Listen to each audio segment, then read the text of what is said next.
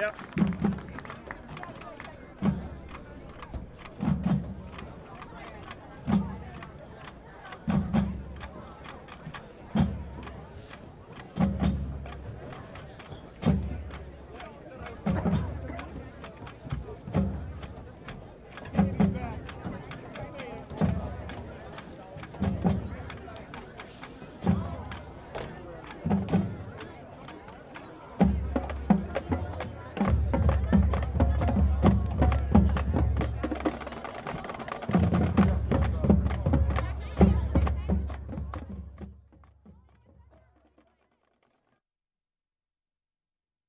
Hornet Football Summer Camps Incorporated proudly welcomes you to our live stream this evening. We are grateful to both school districts for allowing us to provide this service to a regional and national audience. Our organization is independent and not associated with the Richland School District. Any discussion in the live stream does not necessarily reflect the views of the Richland School District. Good evening, Jerry Lynch alongside Mark Chambers, bringing you tonight's game live from Avitus Rip Stadium between the visiting River Valley Blackhawks and your Richland Center Hornets. Both teams tonight come in at 5-3, and we're going to end the season tonight with a real doozy between two very big rivals with one another. The Hornets are coming off a tough loss last week to the hands of Platteville, down in Platteville. We had already put together a couple of wins in a row, in fact 3 to be exact, and kind of had things rolling, and then we just kind of took a step back last week, and it was a tough one to swallow. Yeah, great to see you, Jerry. Tonight, you're right. Last week, it was just kind of a rough go. We're kind of talking about that on air. We've been kind of talking about it all week. As a matter of fact, I talked to Coach about it too. It just seemed like things just kind of weren't gelling last week. But, not to take anything away from Platteville, and we mentioned this in the onset, they had everything to play for last week. They win again tonight against Adams Friendship. That gives them a playoff berth. So they definitely had a lot on the line. So we're hoping to kind of turn that around tonight and see if we can get a victory against a pretty strong conference opponent this evening. Yep, and you hit it right on the head. Platteville last week, they played very well. I mean, almost flawless. And so, like I said, homecoming, playoff berth on the line, a lot of things to play for. We're down in their stadium. You can't take anything away from the way that they played. This River Valley team comes in with a big win over New Glarus Monticello last week, 41-6, and that followed 2 very tough losses at the hands of Broadhead Judah. I believe it was 39-7, and then Prairie du Chien got them 21-0. Both of those losses were without their main threat running back, Glaudeman. So the guy's a horse, and he's back tonight, so we're going to get probably a full dose of Mr. Glaudeman. Yeah, we saw him suited up. That was kind of the question on everybody's mind this evening was, is number 9 going to be in pads? And we did see him in Ormond this evening. So, and they have a multitude of solid players on that team. There's no doubt about that whatsoever. You're looking at Wickman, the quarterback. He's a senior. He's a passing and a running threat. You've got also Alt at wide receiver, another senior. He also plays a defensive back. Vickerman, he's a junior receiver, also D-end. And then, as we already mentioned before, you got Glaudeman, and again, that kid is he's a beast. Yeah, they do. They return a lot of great players, and they graduated a few too, but they never seem to be short on skilled athletes. Yeah. And you just named a bunch of them. Those are kids that are really going to be featured players in tonight's ball game. You'll hear those names more than once come out of our mics. Absolutely. Our defense is going to have to show up tonight. That's going to be big. So here comes the Hornet team being introduced as a unit, and that's been the way it's been the last couple of years, and we like to see that. They're out there excited, getting ready for their final regular season game. We've kind of hung our hat on our defense, and they're going to have to show up tonight. That's going to be a big part of this game, keeping things competitive, giving us field position. Special teams will play a role in that as well. Because again, if this is going to be a war like we think it will, it's going to be a field position game, and then just defense, just doing the things that they've been doing all year long. Right. Yeah. All 3 phases tonight. Look for Ellenson to be back at QB. Got the stitches out. Coach was talking about plenty of pistol formation tonight, so they want to kind of run that this evening. Spoke with Coach this week. Mentioned that. He wants the offensive plays to kind of develop quick and kind of keep that tempo going. Not a whole lot of time in between. Not necessarily a hurry-up offense, but just kind of get things moving, get them rolling. So look for that kind of balance of run and pass tonight with Ellenson being back at the QB spot. Yep. In addition to tonight's game being a big deal between two very big-time rivals, it's also parent night and senior night, and before the game tonight, the seniors of the parents and the parents themselves were both recognized in a nice way. They got to walk out with their son or daughter, in all the seniors being honored all the way down through the program, and they get to walk out to the field and be honored prior to the game, and then at halftime we'll do the rest of the parents' night with the underclassmen and their parents. Yep. So, and Jerry, there's always that kind of special buzz that accompanies this rivalry. Tonight's going to be no different. We want to thank Capital Wealth Advisory Group for sponsoring us tonight, and we're just about ready for our first half kickoff. And the other thing, Jerry, that is a little bit different this evening than almost every other evening is it's a little chillier out. It's a little bit more like football weather. It is. This really does start to feel more and more like fall football. And right. We've had a lot of warm nights so far. Not complaining. No. Not complaining one bit. But I'll tell you what, tonight you see a few more stocking caps in the crowd, a lot more jackets, a couple extra layers from some people, and so yeah, it's football weather, and this is more like it, and it's going to be a little bit more fun for the kids on the field. You'll probably see a little less cramping and that kind of thing, right? And hopefully we can stay away from all the injuries. Yep. So it looks like River Valley is going to be kicking off. They probably won the toss and elected to defer to the second half. So most likely, and they're going to kick off to the north end zone, or toward the north end zone, as we await the kickoff with Nate Fogo and Brock Lewis back deep. Here it comes. End over end's going to float towards Fogo, and we're looking at maybe doing a little reverse here. No, Fogo's going to keep it himself, and he's going to get swallowed up. And already, right out of the gate, hard hits. I got a feeling tonight too, Jerry. Maybe a little ticky tack, Oh yeah, you're going to hear some jaw jacking on the field and things of that nature. Probably some extracurricular, some stuff after the whistle. Not that that's a good thing, but don't be surprised if you see it. Right. With these two teams, there's not a lot of love between them. And not at all. And the other thing too is that that's the one thing that we've been talking about all year is that those penalties, how much they've been, how much they have kind of been our Achilles heel sometimes, some games. So if we can stay away from those tonight, that's going to be great. That would help. Pistol formation here. That's Connor Ellenson. Yep. And he's going to roll this way, looking for a pass. Going to take it himself for a few. And there he goes. He's going to get about 6 on that.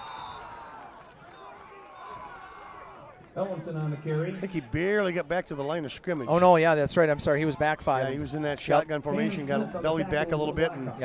And the River Valley defense had it covered well. Swallowed it up pretty good. Looked like Glotterman over there already. Don't want to say that name a lot tonight. No, but he's but he's a special athlete. Yep, he's a special kid. You can see him kind of stretching that hammy out right now. That's been his injury this year. That's been kind of the thing that's been hampering him a little bit. So 2nd and 10. Shotgun snap. It's going to go to Hillers. He's going to go up the middle and off tackle. Gets about 1 on that. Bryce Hillers on the carry. That tackle's made by number 2, Ethan Wickman. Ethan Wickman on the tackle for the Blackhawks. Get him about 1.5 yards, 2 yards maybe. So 3rd down in a long yardage situation. Yeah, and outside of Glotterman, they're not an overly big bunch, but they're very athletic. Yeah, and quick. They'll get to the ball fast. Yep, they can fly to the ball. And so far, we haven't gotten much on the first 2 carries. 2 receivers left, 1 receiver right. Shotgun formation, that pistol formation again. Ellenson looking back to throw.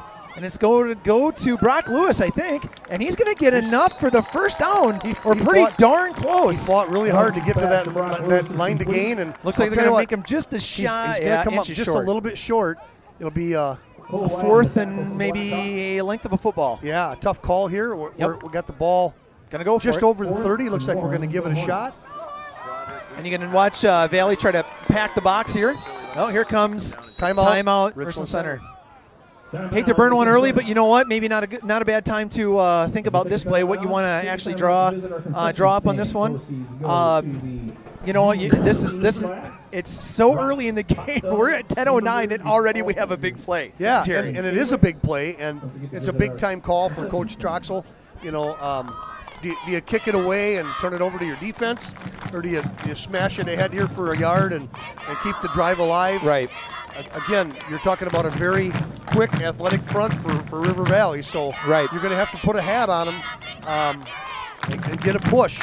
Last week, the Platteville line of scrimmage, the Platteville group kind of owned that war last week. Yeah, they did. and we need to reestablish that because we had really gotten things rolling there for about 3 or 4 weeks in a row. So here we see I formation first time tonight. Let's hope they can get this. It's going to be Ellenson, a keeper, and that's a first down. Yes, it is. There we go. That is right behind center. T Boogie. Yep. Got a big push there, and they put they put the nose right on. Yep. Right on T Boogie, and he got him to one side. And Ellenson made a good push. Yep. Gain of about 2.5 on that one, so that gets us a first down. We're sitting at about the 33-yard line. Yep. First and 10 there. Huge confidence builder, yeah. Not only for your whole team, but definitely for your line. Right. And that was one of the things that we kind of struggled with last week, Jerry, at Platteville, is that the line just didn't establish themselves that much.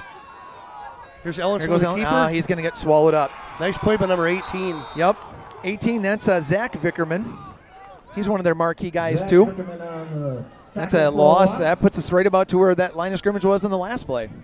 And again, I keep reiterating, a very fast, Right. athletic group. So, you know, it might be something we can smash it at them a little bit with our size, but they're very quick off the ball. Right. Keeping it tight this time. We got one receiver to the bottom of the screen. That's going to be Sam Bosworth. Pistol formation. Everybody else is in tight. And it's going to be, oh, man. And they sniffed that out right away. That's number 22, Landon Clary, on the tackle. Junior, 5'11", 190. He just swallowed up Nate Fogo on that play. So things were going pretty good with that first down, and now we've kind of gone backwards a couple of plays. So we're looking at about 3rd and 15 right now. Yep, and the thing is, they're sending the kitchen sink. They're bringing it a lot of penetration. So we're going to counter that. That's why that little slant pass to Brock Lewis was a success. Right. It's going to have to be a quick hitter, and we're going to have to start putting some hat on some of these guys coming across. Yeah, because they are coming in fast. They are. All right, Ellenson in the shotgun and the pistol. Here comes the snap. Rolling out. Going to try and get rid of the ball, and he's going to get swallowed up again. No, he got out. He gets out of it. Oh, and he just can't get away. He looked like, and here comes a flag at the end of the play. Taken down by number 56, Jessen Runyon. We're going to see what and it's going to be personal foul, horse collar. So when they brought him down, they got him by the neck of the pads. That'll keep the drive alive. Yeah, it will. Horse collar penalty. I believe that's going to be, if it's personal foul, is it going to be 15 in the first? Personal foul, horse collar. Against, I believe that's 56 Runyon. And is it a spot foul? I thought I saw him hold up 3 fingers again like it's going to remain 3rd down, but let's see what happens here. Yeah, it's not going to be quite enough for the first down. Eastlick is going to get an explanation from the head ump there. Just let him know why they called that penalty. So it's going to be a replay of the down, 3rd down, but this gets him in a little bit more manageable. 3rd and about 6. 3rd and 6 for the Hornets. All right, so let's see what happens with this play. Oh. I don't think anything was set there yet. I think we kind of jumped the gun on the snap. I'm pretty sure that's, looks like they're going to reset that. So 8:18 left in the first. Already, Jerry, a couple of big plays, kind of on the edge of your seat kind of stuff, So, and we knew that was coming in. It was going to be electric tonight. So it's kind of playing out already with just a few minutes gone by in the first quarter. 3rd and 6 for the Hornets. All right, so let's see what happens. 2 receivers to the right. That's going to be Bosworth and Fogo. Clarson's to the top of your screen. Ellenson gets the snap, looking for the pass, and he's going to, oh, man, that was nearly picked off. Bosworth kind of came and sat down in about a 10-yard route, and Alt just about grabbed that sucker. Incomplete pass, 4th down for the Hornets. So now we're 4th and 6, looking at the punting situation. Looks like Alt will be back deep. Yeah, for the River Valley Blackhawks. And again, another kid with wheels. And there's a lot of them out there, Jerry. We've been talking about that so far this first quarter. There's a lot of kids out there that can fly up and down the field. So got to make sure your coverage is here, and if Bryce can get a good punt, nice one. Yep. And Alt's going to try and catch it on the run, and he does. And here comes Daishan Lee first. Can't get him. Alt keeps running, gets to the sideline, over to the Valley sideline, and out of bounds at about the 45-yard line. Really nice return. Yeah, good field position. He picked that ball up at about the 25 or 30 and got himself a good 15 yards. And again, I don't always like to compare, but you look at this Valley defense, and They resemble Wisconsin Dells a lot. Yeah. You know, a lot of athletes. Right. A lot of speed. Yep. You know, even though we have a lot of team speed as well, this team can match your speed. I mean, Yep. And the Dells does that too. That's why they're 8-0. Right. Right. Probably 9-0 after tonight. Yep. So you're seeing Cleary, I think, in the backfield right now as the running back. We're looking to bring a little pressure. It's going to be pitch out this side to him. Pursuit, and here comes Bryce Hillers. He's not going to get there, but sure Bryson Clarkson is. That's a nice Bryson play. Clarkson. Nice play to string Brock that Lewis, out. yep. And Teague Perkins, all three of them in there for the tackle. Gain of about 2 or 3 on that one. That was Cleary on the carry on that one. Did a really nice job of stringing that out. Yeah. You can hear the cheering behind us here. Yep. A big crowd tonight, as you would probably suspect. Valley's always going to bring a big group. They travel well. Section. And of course, the Richland Center contingent is huge. Yeah. So and loud. Yes, which they is are. Great. Yep. Couple receivers set here, and it's going to be a keeper. Keeper by the quarterback. It's Wickman. Wickman, and I think he got brought down by maybe Colton Stibbe and Bryson Clarkson in on that tackle. Gain of about another 3. So looking at about third and long, 3, maybe 4 yards. So a couple of runs so far by River Valley. One out to the side with a pitch, and the other one kind of a straight ahead keeper. Yep, and you'll notice Zach Glotteman's not on the offense. I was just about to mention defense. that. Yep. We're in a defense trying to get in the middle here. Oh, somebody's going to get in. There we go. And there's a sack. Nice job. That's going to be Teague Perkins. Teague Perkins on the sack. And the sportsmanship afterwards. Like to see that. Yep. Yep. That'll bring up 4th down. He hits you, he hurts you, and then he helps you out. That kid's been parented well. Nice job. Yeah, he's a top-notch kid. Yeah, he is. And a heck of a football player. He's having a great season. Nice play by Teague with the sack. That'll make it 4th and long, probably a punting situation. Dyshon lean back to Would receive be my this. guess, although the ball is near the 50, so maybe they'll go for it. And there it looks like they're going to. So Dyshon's going to need to come up. Yep, sure enough. Get up there, son. Get up there, buddy. What's he doing? I don't know. Oh, now they're going back. Okay, they must have seen this on film maybe. And he's going to try and bring it out to and low kick. A very low kick. Get away from it. Just, away from it. Oh, my dear. What are you doing? You got to get away from that ball. That hurt. That's going to be River Valley football. You don't try. You can't. Nope. You just got to get away from the gal dang ball. That wasn't a good It's decision. a rugby kick, and it's going to flop all over the place, and your best bet on that is just to move away, and I'm pretty sure Cookie is talking to Dyshon Lee about that right now. Just get away from the darn thing. Let it roll and down it. You love the kid's confidence because that's what it takes he wants to make a play, But Right. in a situation like that, lots of people around the football, you're better off just to get away from it. Yep. Way too many white jerseys around that ball. So, Valley's going to take over again here, 1st down. And now they're going to kind of pack it in. Now they're definitely in 4-down territory, too. Yep.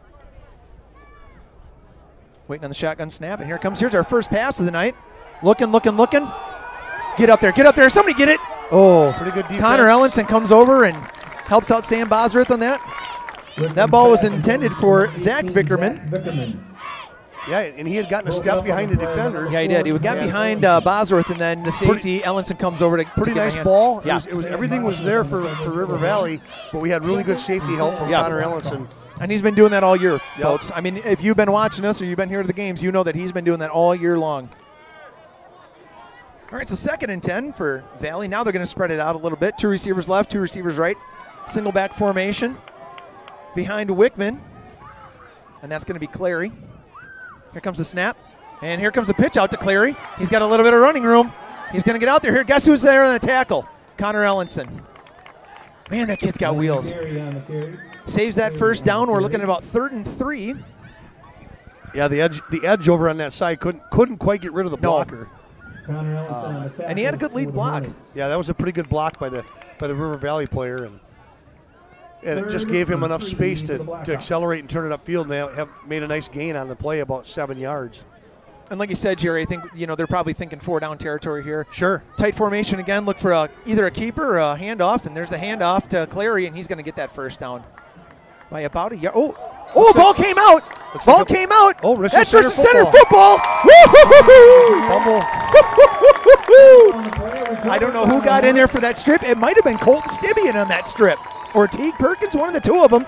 Yeah, I'm not Boy, sure. oh I'm boy. not sure who recovered the ball. Maybe Alec McDonald? I'm not McDonald, sure. I'm not I sure. couldn't see all of that, but hot dog, we'll take it. I just saw that. I saw number 10 come out of that pile. It's hard to say. It's way across the field. Yeah. All that matters is somebody with It's a orange Hornet and ball. black. Somebody orange and black fell on that sucker. And that takes away a little of the sting of that muffled punt there that we had. But now, hey, we're back on offense. Well, back-to-back turnovers. Right. Just under 5 minutes. We got 4:49 left in the first quarter. Looks like Bosworth to the bottom of your screen.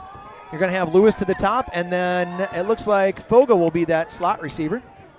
Pistol formation again. And what do we got going on here? We got a penalty from the back judge. What was the call? Don't see the call. I didn't catch the call. The flag came out from the back judge. Wouldn't have been a delay. I didn't even know that there was actually a flag. I think it was just he did some hand signal. I didn't see any yellow on the field at all. They've got red flags. I don't get that either. What's that? What that's got to do? Delay a game, maybe? That's coming from the back judge. That's what I'm probably wondering. what it was. But they have, if you notice, they've got red flags. That's the first time I've ever seen that. All right, so 1st and 15, and we talked about those penalties. Here comes Hillers. There's some space. Nice job. Zach Hillers gets, Bryce Hillers gets those penalty yardage back, plus a few others. So gain of about 7 or 8 on that one. Yep, second down and about 8. And he was patient on that run, Jerry. He kind of was waiting for that block to happen. Found a spot, kind of weaved his way through, missed a couple, or had a couple defenders miss him, and picked up some positive yardage. He's been doing a lot better job of staying inside, staying between the tackles where the blocking is. Yep. Trying to get outside where all that speed and athleticism is. Hasn't done a lot of good in most cases. Yeah. So that was a good run there, a good strong run. There's a pass. Come on, deep. Get there, Bosworth, and that's a catch by Sam Bosworth at the 40-yard line. Nice pitch and catch. Yep. That ball was perfectly thrown. Sam did a good job of staying with the throw, pulling it in. Beautiful. A huge Hornet gain. Beautiful. Huge gain. Man, that was nice. And probably as big as the gain, it's got to keep that secondary honest. And, you know, it's got to soften them up. They can't put all those guys in the box. Right. And that should lead to a pretty good running game as well. Let's hope. So, nice throw. I-back formation here. Really nice throw. It's going to go to Hillers, and man, they are getting in there fast. That's number 56, Runyon again. A little bit of help from Clary on that one. Lost on the the play lose about 3. about 3 yards on that. They're just slicing in there. Yep. Getting skinny. What was that? Our coaches for a line used to say, get skinny, get in there. Maybe I need to go practice that so I know what that is. All right, so 2nd and about 13. 2 receivers right, 1 receiver left. Got Dyshawn Lee in the slot here. Yep. Ellenson looking. He's going to step up. He's going to take it himself, get a few. And there he goes. Gets back to the original line of scrimmage, maybe +1. Yep, and I got to believe this is 4-down territory for us. I would agree. We're inside the 40-yard line now of the River Valley Blackhawks, and 3rd down and 10. Yep. Basically. Another probably passing situation. Boy, you'd love to see him run a screen here, wouldn't you? Yeah. All that pressure coming up the middle. And so we'll see what happens on this play. The other thing, Jerry, is that if we do get in that 4th-down territory and we got the leg of Hillers, you know, do we go for it? Do we try to put it through the uprights? We're going to find out. Let's see what happens on this 3rd down play. 3rd and 10. Here comes the handoff. It's going to be Nate Fogo trying to get around the edge. Picks up a nice block from And here Hillers. comes some flags. Yep, there's that red-orange flag. It's almost or whatever pink. It is. Maybe that's what it is. Maybe it is pink. Got a feeling it's From going to be here, holding. it's hard to say. Yeah, it might be pink. Maybe that's for Cancer Awareness Month. But I don't I've never know. seen pink flags. I haven't before either. I have not Everything's either. been yellow. Let's see if we get a holding on offense. I got a feeling that's, yeah, sure enough. There it is. God dang it, that's a drive killer. Yeah, and he picked up a nice block from Bryce Hillers, and I don't think that was the hold. I think the hold came more interior. Yeah, I think it did too. Dyshawn Lee's going to bring this play in. So they're going to accept this penalty, and it'll still be 3rd down. But that pushes us back quite a way, as that's 10 yards from the spot of the foul, and so obviously the spot of the foul happened behind the line of scrimmage. So looking for an obvious passing situation here. Slot receiver will be Hillers. Bosworth to the bottom of your screen. Dyshawn Lee to the top. Pistol formation. Ellenson waiting for the snap. Valley coming with some pressure. And here comes the, oh man, Fogo fell down on the play. He was looking for Fogo, would have picked up some yardage, not enough, but, and now, Jerry, we're looking at that punting situation. Sure. That penalty brought us back out of field goal position. As it usually does. Yep. You know, we talked about staying away from that penalty bug, and yeah. Oh boy, that's tough. That's what we definitely cannot have that tonight. More penalties than Valley, definitely, because it'll be tough. So we've got Alt back deep, and you saw what he could do last time with that nice return that he had. Yep. Hopefully we get down there and get a little more coverage this time. Yeah. There's the boot. Ooh, kind of off. No, Hillers is not happy with that one, and it's going to go out of bounds at about the 30. Yeah, they're going to call it the. Well, where are you going, ref? About the 31, maybe? Jeez, no, he walked it up to about the 36. Oh, really? Holy cow. He walked all the way down to about the 29 and then took about 7 yards the other way. I'm not sure what that's all about, but okay. So Blackouts are going to take over at the 36. And again, you got to just kind of hope that the defense is able to step up here again. You know, if we can strip that ball out again. I mean, turnover battle tonight might be the story. It could be. And when you get a defensive game like this, a lot of times it does come down to a big play like that. Right. You know, field position's big. We talked about that before the game started. Yeah, we did. And especially with a kicking game like the one we have, and I'm sure Valley's got one too. Yep. Clary on the carry. He's going to get a few yards there. They're usually pretty good in the skill position. So looks like Cole Brenninger in on that play, and Bryson Clarkson, and maybe Teague Perkins. Looks like Brenninger coming off. He might have got dinged up, shaken up. Yeah, a little bit. Somebody's got to get out there for him. Yep. Yeah, maybe the wind knocked out of him. He's kind of grabbing his side right now. Yep. I'm guessing that's probably what happened. Took a shot. Yep. All right, so that looks like get him some attention. Tyler Brown coming in. Now going to shift things out a little bit here. They're spreading the field. Possible passing situation. Yep. Strapping back, coming out to this outside here. Pass complete to number 18, Zach Vickerman, covered by Bryce Hillers. You can see short of the first. You can see that ball coming out from Wickman. He's a southpaw, second southpaw we've seen in a row. Right.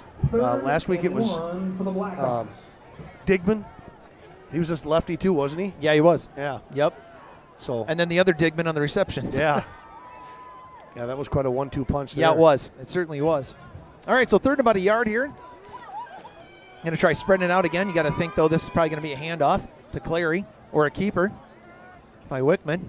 And it's going to be a keeper by Wickman. And he's going to get enough for the first down. He is. Needed one, got two. So, again, that speed and elusiveness, you know, I mean, it's Jerry, we've been saying it all night. They're a quick team. They're an athletic team. Not to say that we're not at all. I mean, that's not taking anything away from us. Yep, exactly.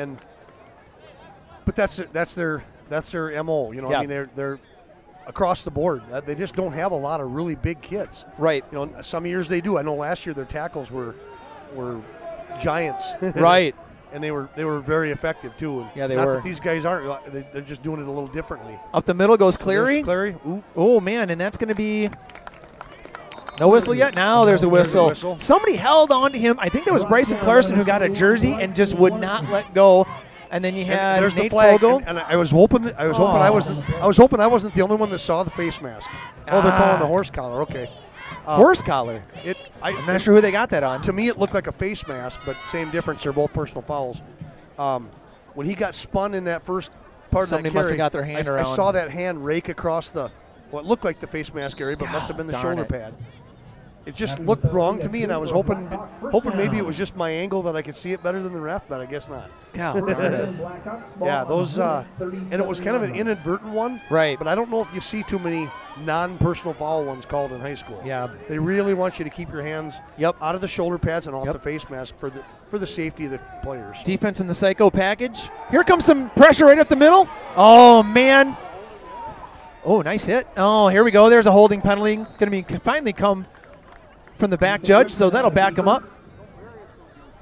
Wickman on the keeper, but that's going to be a hold, and right about from probably where the flag was thrown, I'm guessing. Yep, that'll back him up. 10 yards from about where that spot of that flag is.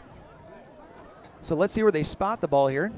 And they're going to spot it at the 47, the Valley 47. So we got about 4 seconds left in the first quarter.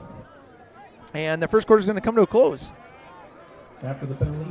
There it is, folks. Quarter number 1 underway, out of the way, and we have a 0-0 score. River Valley football and a dog fight. Yes. And we knew it was going to be coming in. Absolutely. Absolutely. No shock here at all.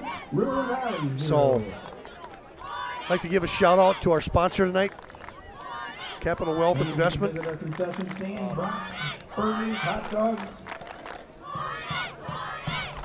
penalty for that. Yeah, pretty soon. Yep. So 0-0 right now, Jerry, and it's been this kind of back and forth defensive battle. We've seen some good offensive plays out of both teams, and then that goddamn penalty bug out there a little bit. But I will say this, Jerry, the one thing about the penalties tonight, and we're thinking that the pink flags tonight are maybe for breast cancer awareness. The girls at Platteville last night were all in the pink or whatever, so I'm guessing that's probably what's going on. And the thing about that is with the penalties, it's been pretty even both sides. I mean, I haven't seen it go one way very much, but both sides have been kind of feeling that it stifles the drive. It does, and again, Valley just had a big one there with the hold, so backs them up big. Hopefully we can get a stop here, get the football back, and do our magic in the second quarter where we usually do. Yep. Big shout out again tonight to Capital Wealth Advisory Group, Mick Cosgrove and the crew over there for sponsoring tonight's game. Appreciate that. And we'll be coming to you next Friday too. We don't know from where quite yet. I guess we're going to find that out about maybe 2 a.m. this morning. Yep. They went to a different system this year, more of a computerized system. So by early tomorrow morning, we should know who our next opponent is and where the site of that game will be. So we are obviously playoff eligible, and so is this team we're playing tonight. First time we've run motion out of the and the receiver, the back slipped, and he's going to get taken down. That's number 10. That's a big loss. Man, big loss. Bryce Hillers. Number 10, Landon Alt gets back there, and he gets taken down, I think, by Bryce Hillers. Another big loss. Good penetration from his edge position on huge the right penetration side. on that one. Little bit of a mix-up in the River Valley backfield. You saw Clary go down, slip and fall. And that kind of just threw things off a little bit. And with Alt coming around, that's the first time they've kind of run that motion in the backfield from that slot receiver spot. And now number 9 is in the game. Yep, you see him there. And Nate Fogel's going to pull the card on him. They've got him out here in the slot. Yep. Going to pay a little special attention to him, I'm sure. Cameron Smith is to the bottom, and now he's in motion. And he's going to be kind of this blocking position here. Oh, man. He's going to load up and fire. Get up there, get up there. There we go, that's a pick. That's Connor Ellenson with a pick. Here we go. And he's got one guy to beat. There we go, nice job. Connor Ellenson. Oh, look at this, flag on the play, but it's holding on River Valley. First and 10, Hornets. Wow. Right after around 49-yard line. Yeah. First and 10, Hornets. Connor Ellenson waited on that. Wickman went back. He was looking for kind of a deep ball. He had some receivers down there, but we had coverage on the other end, and Connor Ellenson comes up with a pick and a return. First and 10, Hornets. Since it's just short of the 50-yard line, so really good field position here for the Hornets. Yeah, he's got my vote for Jim Leonard as award winner of the year. Ain't it the truth? And ain't it the truth? I don't have a vote, but I'm going to give him one. You know anyway. what? I think he's going to get 2 from the booth tonight. Here goes Hillers. Some nice yardage. Yep, out over about the 50 into Blackhawk territory. Brought down by number 16, Aiden Horton for the Blackhawks.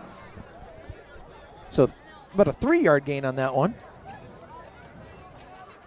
So hopefully keeping this defensive momentum run into an offensive series. Absolutely. Keeps them going, sustain a drive, and punch this thing into the end zone. And you talked about it earlier with the penalty situation. It's been a big thing both ways, but you know we're winning the turnover war right now. So far, yep. We've had 1, they've had 2, and so hopefully it stays that way. I-back formation. Davis, he's going to get the carry straight ahead. Nice. That's a beautiful run. That's going to get him a 40, first down. First and 10, Hornets. From the 40-yard line. Beautiful run. Yep, got a good line surge. Yep. And then Aaron just kept his legs churning and good chunky yardage there. Picked up a great big 7 chunky yards. 7 yards, gets a first down. All right, so Hornets. First down. Woohoo! Can hear this crowd approve. Boy, good to see that. The stands are packed tonight, Jerry. Packed. Love it. Yes, they are. It's chilly out tonight, but people are braving the elements and getting themselves out here to support this team. Final conference game of the season. Ellenson gets a snap, rolls out. He's going to pitch it over top. Oh, man. Boy. Pretty good defensive play. Pretty good defensive play. And he's still all over him, is number 14. That's Smith, Cameron Smith. Falls incomplete. That was going for, I Smith on the don't know if that was for Blackhawks. Boz or if that was for Fogo, I think. All right, so 2nd and 10. Second. Yeah, you know, you look out across the crowd and a lot of orange and black. And then you look down on the River Valley end and their student sections all got the blaze orange. Yeah, I saw that. Getting ready for deer hunting. And if you see ours, we got some blaze orange down there too, and not just the band uniforms. No. So there's a lot of orange in the crowd. Yeah, there is. Yeah, there is. Pistol formation. Fogo's in that slot. I think that's Bosworth to the top, Clarkson to the bottom here. Pistol formation. Ellenson's going to keep this one. Oh, baby, here we go. Quarterback draw. Nice run. Another nice play by 14. I think they might have to measure this one. We're going to find out here because it's going to be awfully close. Looks like he's just a little short. They're marking him inches, just inches short. So another 3rd and inches situation here. I think the line to gain was the 30, and he's just a little shy of it. Half a football. 3rd and short for the Hornets. So you got obviously 4-down territory here, 3rd down. Just no penalties. Just you never know what we might pull out right here. You Yep. don't, you know. They start rolling guys up into the box. Yep. We get a little one-on-one on the outside here, which we have on both situations. Look like they're playing Ellenson man. keeper and right up the middle. And a nice big surge. Holy cow. Yep. He needed 6 inches. He got 7 yards, 8 yards. Yep. Good churning. Man, that takes us down to about the 22, Jerry, 23. Yep, Beautiful. Keep it going. Beautiful job. Aligning your Lauderman on the financial tackle. matters. Stay away from that pink flag. Yes, you bet. We got Corey Thompson calling the plays tonight here at home, and every time he says Hornet first down, you can hear the crowd roaring their approval. Got to keep that up. Again, sustaining drives. It is. High back formation. Hiller's here on this one, trying to get to the outside. Still getting out of there. Gains about 1, maybe. Nice strong run by That was Bryce. a hard-fought yard there. By number 9, Zach Louderman. Shocker again, number 9 on the tackle. 2nd and 9. So he must, wondering, Jerry, so far we've seen him first quarter, second quarter. He had a hamstring injury is what kind of kept him out of those couple of games. He's got a deal with getting into UW-Madison. Again, a talented athlete. Here comes a pitch to Hillers. Makes a cut to the inside. Here we go. Bryce Hiller still going. And Glaudeman's going to be the one to finally bring him down. Looks like we got a flag across the way. Yeah, we do. Glaudeman on the tackle. Let's see what that's going to be. Great. Illegal procedure. Illegal procedure Offense. offense. God dang it. Either somebody wasn't on the line of scrimmage, somebody moved a little early or shifted a little early. I'm not sure. If they shifted early, they think they would have blown been a shift, yep. Yeah, so. My guess is just somebody didn't line up. And we just, like I said, got to stay away from those flags. Got to stay away from those flags. Yardage is hard to come by anyway against it is. a good defense. I mean, even in that play, Jerry, Hiller's only gained 2 yards on that. It's not going to be an easy pickup. You're looking at 2 very good defenses tonight. Yep. Both of them really get people to the football and very aggressive. Starting to hear this crowd kind of come into full throat. 2nd 13. Ellenson back for the pass. Oh, here comes the it's going to be a hold. Man. Oh, it's a chop block. Chop block. Ellenson's pass to Bryson. Another flag. That might even be worse. Flag on the Yep. play. Definitely worse than the incomplete pass. We're going the wrong direction again. Yep. Remember, we were sitting at the 23, I'll call it. Now we're sitting at the 39. God dang it. Still second down, yep. but man, we got half of Richland County to go. That's a long ways to get to a first down here, folks. We got to get down to the 13-yard line. We got to pick up 26 here to get a first. So let's see what Coach Troxel dials up. He's going to send Lewis in with the play. And again, you've been mentioning, Jerry, tonight defenses are coming to play. I mean, we've seen some hard hits. We've seen some picks. We've seen some fumble recoveries. And now we got a timeout from the official. We have a little conference here. I guess we're going to find out what's going on. Well, we take a timeout. We're just inside of 7 minutes in the second quarter. Still no score. Hornets are in Blackhawk territory and driving, but driving the wrong way a little bit the last 2 plays. we've kind of gone the wrong direction lately, and Yep. penalties are the reason. Not sure what the conference is about, but can get an explanation over here. You can see the sideline judge talking to Coach Troxel.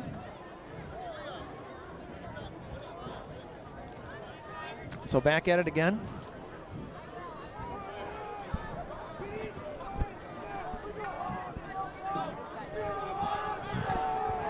Pistol formation, 2 receivers. Ellenson back for the pass. He's going to fling it out to, he's flinging it out to Hillers. And just, man, just overshot his fingers just a little bit. Jerry, I'm telling you, I don't know, I mean, they're sending a lot of pressure. You know, maybe you do see a screen here tonight that would, I'm just wondering if that's, I mean, we got 26 yards to go on a 3rd down. That could pick up a heck of a lot of yardage, the way that Valley is sending the pressure tonight. Kind of catch them, you know, getting into that mode, get it over top of them, and maybe a little bit of green behind them. Yeah, it is a good thing for a high pressure scheme. You can let them come and throw underneath and get some run after the catch. I haven't seen a lot of that out of us this year. But no, I haven't either. I'm sure it's in our package somewhere. Ooh, looking for Fogo! And Fogo's going to get the pass down to about the 22-yard line, 21-yard line, so we're back to our original. Back near the original line of scrimmage. Yep, so 4th and about 8 or 9 here. And we got the kicking block coming up by Coach Clerkin. All right, so here we go. 4th and about 8. Yeah, and this would make it a, let's see, 21, 31-yard field goal. 4th and 8 for the Hornets. Looks like it's going to be placed down at about the 27, so it'll be a 37 yard.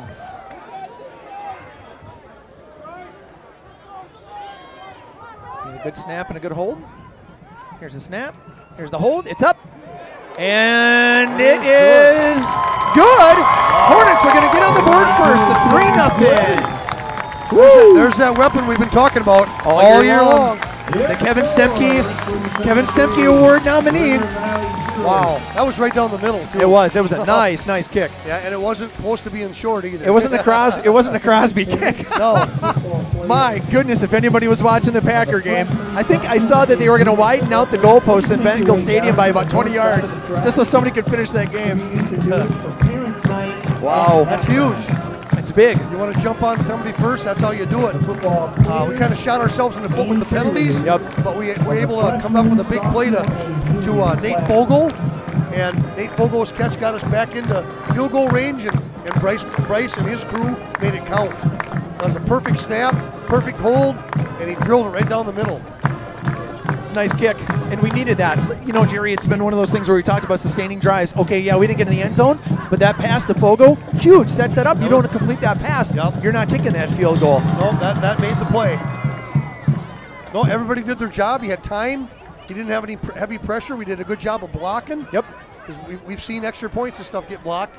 It takes everybody. It takes all 11 guys on that crew to get it done, and then let the weapon get to be where he's a weapon, and he drilled it. So 6:25 to go, 3-0 Hornets. And man, that sounds good. Yeah, it does. That feels great. And it gets these guys juiced up a little bit too. And man, we've kind of needed that. Last week we just didn't have that fire. We didn't have that enthusiasm. So tonight, you know, a much different implications with this game. So Alt's going to be back at about the 7 to pick this up. Dyshawn Lee in there first, and then you're going to have. I think that was, who is that? Number 82. 82, is that Pauls maybe? Dakota Pauls? I'm taking a look right now. Number 82, Dakota Pauls in on that. Nice job running him out of bounds. Yep. Now there's a kid that can run. Yeah. I remember when he was at the middle school, I'm like, man, kid, you can fly. We were just playing a little football at halftime or recess, and holy cow. Yeah. I said, you got some wheels, kid. Got some wheels. Good to see him out there. Way to go, Dakota. Nice play. Valley back on offense. Clouderman not in there, so let's see what happens on this play. They're keeping the receivers in tight. It's going to be a pitch play out to Cleary. He's going to get swallowed up. Oh, man. We had a missed tackle. Oh, man, 2 missed tackles. Yep. First one was Cole Brenninger, then Dyshawn Lee, and then I don't know who actually ended up bringing him down. Might have been Aaron Davis. No, Bryson Clarkson in on that one. Boy, that was a nice 5-yard gain. He bounced off. I was just going to say that probably should have been a no-gainer. Yeah. Ended up being A gain of 5. Yeah, that's not good. Yeah. That's got to wrap up. That's that whole thing we keep talking about with tackling. Can't tackle high, and guys like that, you got to get the hips to start wrapping those legs up because they're just going to keep churning. Wrap up, and then we need to get people to the football. Right. So, swarming to them. Same formation here. It's going to be a keeper this time. He's going to get the first down and more. He's going to get out to about the, looks like about the 42 or 43. I think that was Brock Lewis in on that tackle. So they're showing their speed, and as a matter of fact, Jerry was taking a look at the stats for Valley with their rushing. When they've got Glaudeman in and when they don't have him in, but Wickman is actually their leading rusher with 296 rushing yards. Okay. Yeah. So that kid, he can move. You see a lot of similarities between him and Digman from last week. You're right. Digman kept the ball a lot. Yep. And he's got that left-handed delivery. You bet. Same formation again here. Tight receiver set. Back to look for the pass. He is a lefty. He's rolling out to his right, though. He's going to try and get out there. Oh, man. Nate Fogel, Bryson Clarkson got there first. Nate Fogel made some contact, and then a couple of other Hornets get in there to clean it up. I think that was Alec McDonald, T. Perkins, and Stibbe. Colton Stibbe. A host of Hornets in there for that one, so that was awesome. Yep. Still managed to pick up a couple of yards. Yep. 7 for the Blackhawks. He's had him on the run. He's got wheels. He's got wheels. Oh, thank you. Yeah, these folks over here. Catch these guys. Yep. All the film crew. Right down here, too, if you guys can. Thank you, Ezra. Appreciate it, ladies. Oh, geez, hey, look at this, Jerry. We're on camera. Oh, no, now we're off. Okay, that's good. All right, so second and about 8. Rolling out to the side again. Brock Lewis. Oh, he had the first. God, darn it. We got a nice tackle. Somebody coming in low. Guess who that was? Connor Ellenson. Mr. Tackle himself. But you got it, Yeah, you cannot shoulder tackle these guys. That guy's slippery. He's slippery. And I don't care how much jersey you grab a hold of. When they spin, it's tough to just bring them down. So that's they got to wrap up those hips, get those legs. He's elusive, and oh, geez. Sounds like we're coaching up here, aren't we? Yeah. Sounds like we're coaching up here, for crying out loud. Yep. All right, so 3rd and 5. Valley's going to kind of spread it out a little bit. 2 receivers right, 2 receivers left. Yep. Looks like Wickman in the shotgun Vickerman again. out here, and that. Perkins trying to get through. He's going to keep it himself. He's got a lot of green. Oh, man, and I don't know who just went down. I think that was Bryce Hillers who slipped. Number 22, Cole Brenninger, good for a Blackhawk first down. Hillers kind of had a beat on him, but he lost his footing. And Wickman just kept the ball, and that's, again, he's a threat. He's a threat with both his arm and his feet. He's an elusive kid.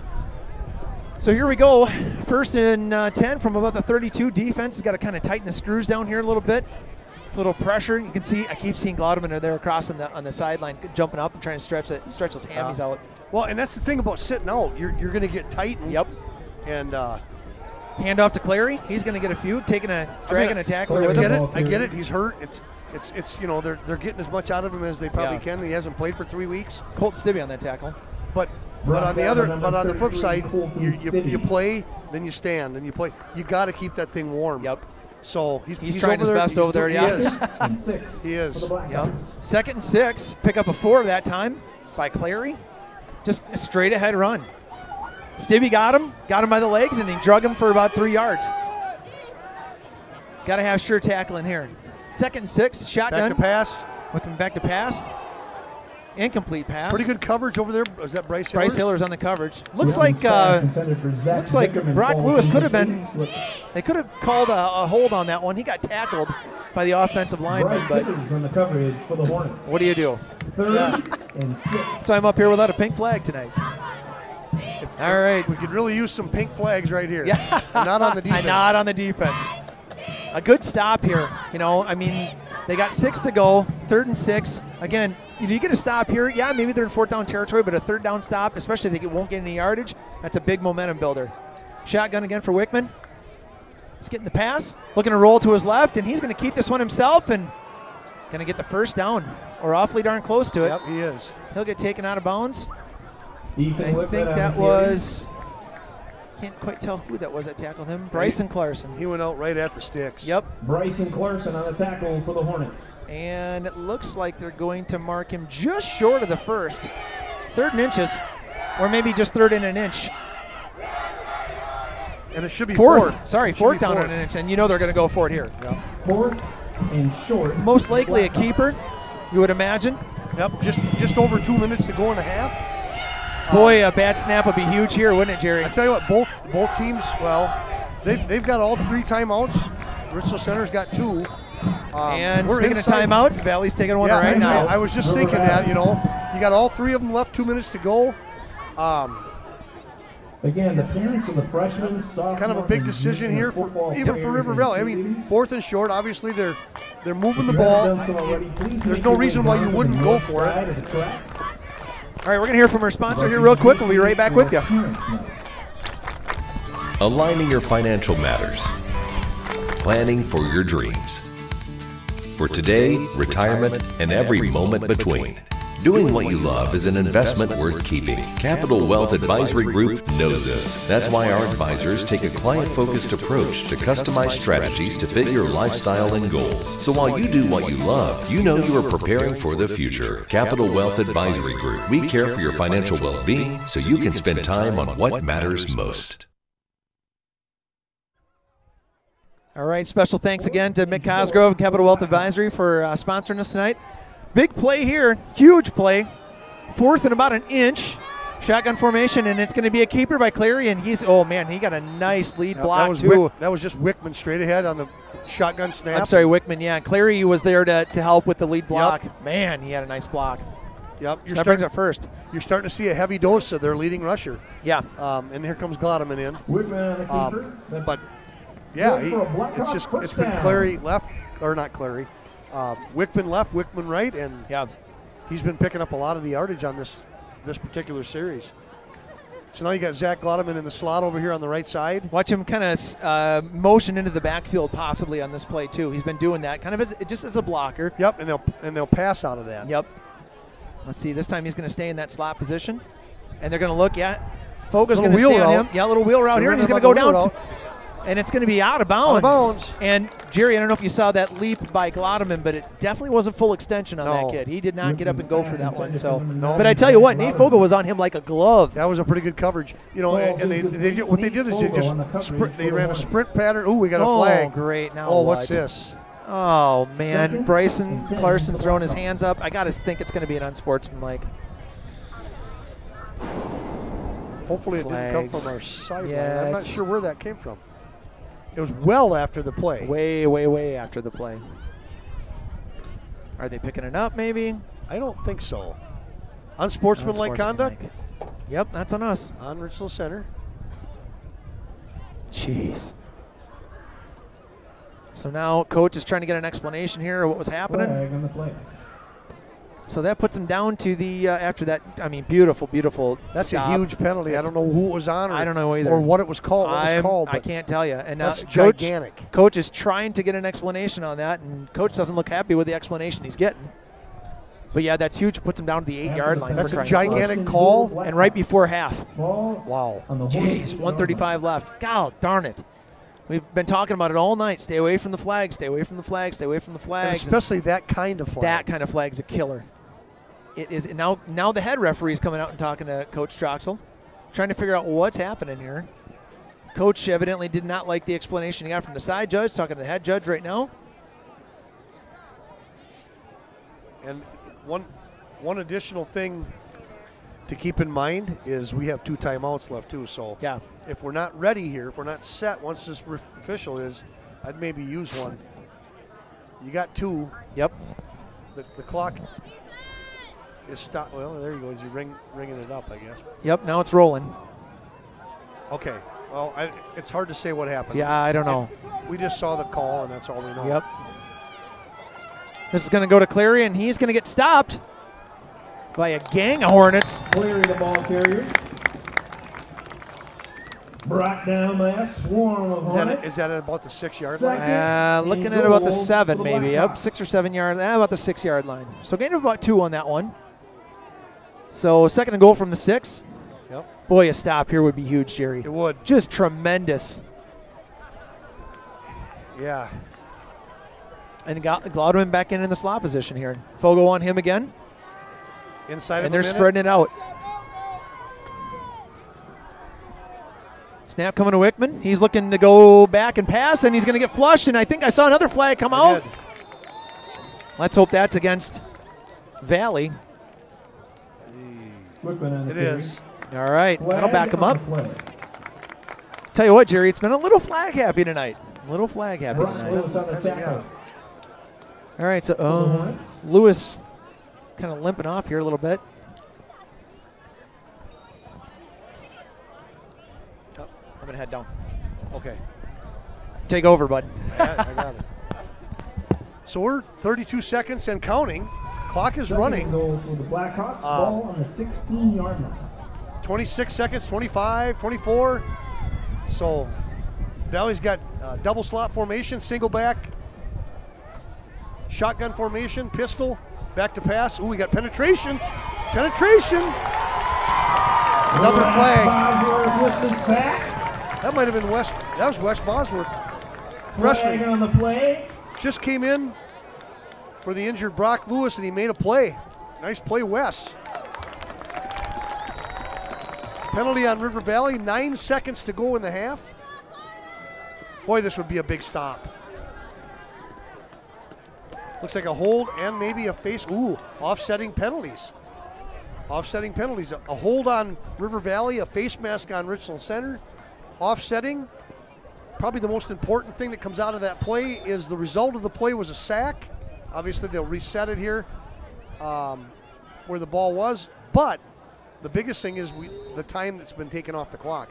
So now River Valley uses one of those timeouts with 9 seconds to go. This is huge for Richland Center right here. 9 seconds to go.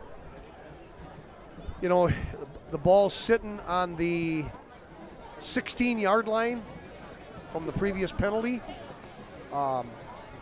The down at this point probably doesn't really make much difference. I believe it's second down. So 9 seconds to go, and we've got to make a big play right here.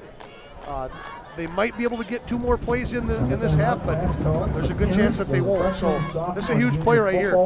Again, we talk about it time and time again, keeping people in front, making the tackle, getting people to the football. All of those things are going to be big. If you can just think back just to this drive alone, Mr. Wickman's been a threat from that quarterback spot, and sometimes it's been a designed run, sometimes it's been a passing play that is broken down, and he scrambles, and he's got really good wheels, and so you got to get him wrapped up. After the timeout, obviously they're going to do something here that on the 16-yard line. Try to get the ball to the end zone. Probably a pass over onto this corner here. They've got Glottam in the slot. Looks like maybe Vickerman at the wideout. Or that's Alt. We got Alt, and so I'd be looking for something coming this way. Oh, there's a pick in the end zone. Intercepted by Sam Bosworth, I believe. The ball is intercepted by number 14, Sam Bosworth. And that's how you end the half. Defensive stop. What a big play for the Richland Center defense. Now, it looked like there might have been 1 second left on the clock. Right now we see zeros. It'll be interesting to see what the officials decide here. Maybe that's the half. That is the end of the half. Your score. Wow. Richland Center 3, River Valley 0. You can hear that Hornet crowd in the background there. They're living it up. 3-0 at halftime in favor of Richland Center, and they're going into the half inspired, and you're looking at a different ball club from last week. I mean, last week we just didn't have the same kind of fire, and as things progressed with the Platteville offense, it just kind of, we got more and more down. So this is more like it. We're playing with a lot of fire like we had previous, and that's what it takes, and that was a huge stop by our defense. Huge. So we're into the halftime now, and like we mentioned before, one of the things that's going to happen tonight, because of Parents' Night, we're going to announce the non-senior athletes and cheerleaders and their parents. Please applaud members of our football and cheerleading programs as they are announced. The seniors and stuff have been honored already at the beginning of the game with their parents. So they're getting that all organized here. So we'll have a plenty long halftime. Hopefully we can maybe get an interview with one of our people here at halftime. We're checking into it. So, but what a first half, and I'm going to give you a little break here, and then I'll get back to you in just a second. First for our football players. Trevin Thielman, son of Terry and Tammy Thielman.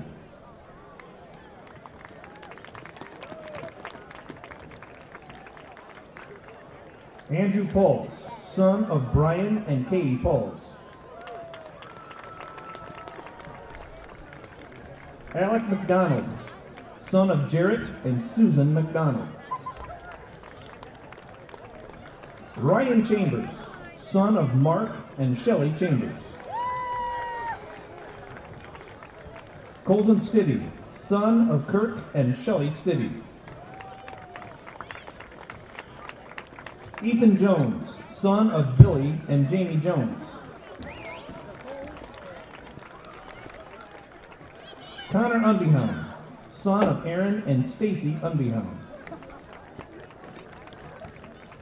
Bruce Folkholtz, son of Darren and Sheila Folkholtz. Tate Young, son of Wendy Young. Tyler Brown, son of Brian and Michelle Brown. Zach Hillers, son of Brian and Tabitha Hillers. Cole Brenninger, son of Ryan and Jamie Brenninger. Teague Perkins, son of Brian and Stephanie Perkins. Eli Muckler, son of Todd and Amber Muckler. Thomas Honer, son of Timothy and Karen Honer. Carter Cohen, son of Joe and Courtney Cohen. Preston Baru, son of John Baru and Susan. Davin Dishler, son of Ben and Jess Johnson. Kyle Rotheray, son of Samuel and Kim Rotheray. Dakota Pauls, son of Janelle Hess and Craig Pauls. Wes Bosworth, son of John and Jane Bosworth.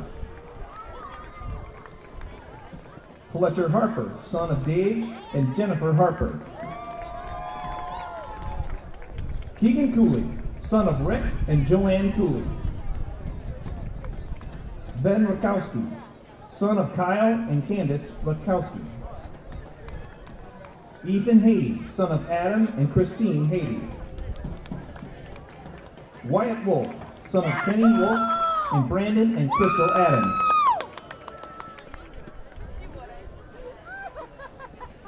Aiden Eckert, son of Samantha Cook. Braden Kleppy, son of Jason Kleppy and Christine Mezzera. Tyler Woodman, son of Tim and Michelle Woodman.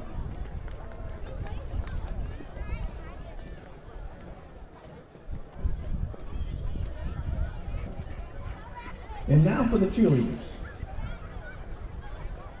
Ellery Wassinger, daughter of Kurt and Rachel Wassinger. Alia Hunterman, daughter of Neil and Jessica Hunterman.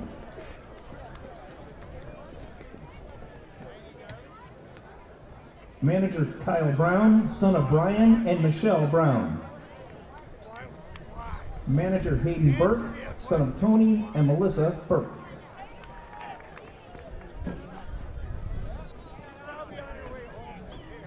Cheerleaders Amelia Johndrew, daughter of Mark and Mary Johndrew.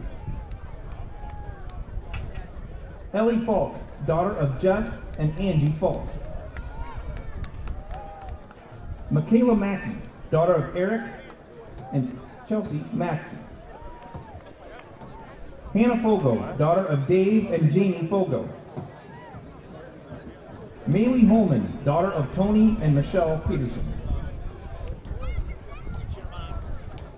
Gabby Tony Bruckner, daughter of Danielle and Mike Munns, Jamie and Grant Buckner. Mackenzie Ramsden, daughter of Dan and Tina Ramsden. Taylor Jensen, daughter of Carrie Krause and Josh Krause. Give a round of applause for our football players and cheerleaders.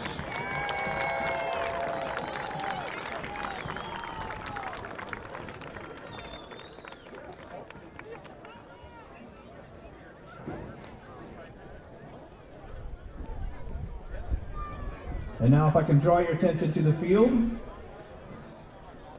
Good evening, football fans, and welcome to the 2021 Richland Center High School Marching Hornet Band halftime. Aligning your financial matters. Planning for your dreams. For today, retirement, and every moment between. Doing what you love is an investment worth keeping. Capital Wealth Advisory Group knows this. That's why our advisors take a client-focused approach to customize strategies to fit your lifestyle and goals. So while you do what you love, you know you are preparing for the future. Capital Wealth Advisory Group. We care for your financial well-being so you can spend time on what matters most. Hornet Football Summer Camps Incorporated proudly welcomes you to our live stream this evening. We are grateful to both school districts for allowing us to provide this service to a regional and national audience. Our organization is independent and not associated with the Richland School District. Any discussion in the live stream does not necessarily reflect the views of the Richland School District. All right, back at you, folks. We're here this evening, back at Vitus Strip Field, looking at a 3-0 score right now. Boy, does that sound good, Jerry? It does. It really does. You know, and you think back to a year ago, we got to play these guys twice. And the first time was a good ball game over there, but they kind of had the upper hand on us all. You know, you kind of felt like that's a pretty good ball club, and then obviously when we got into the playoff level.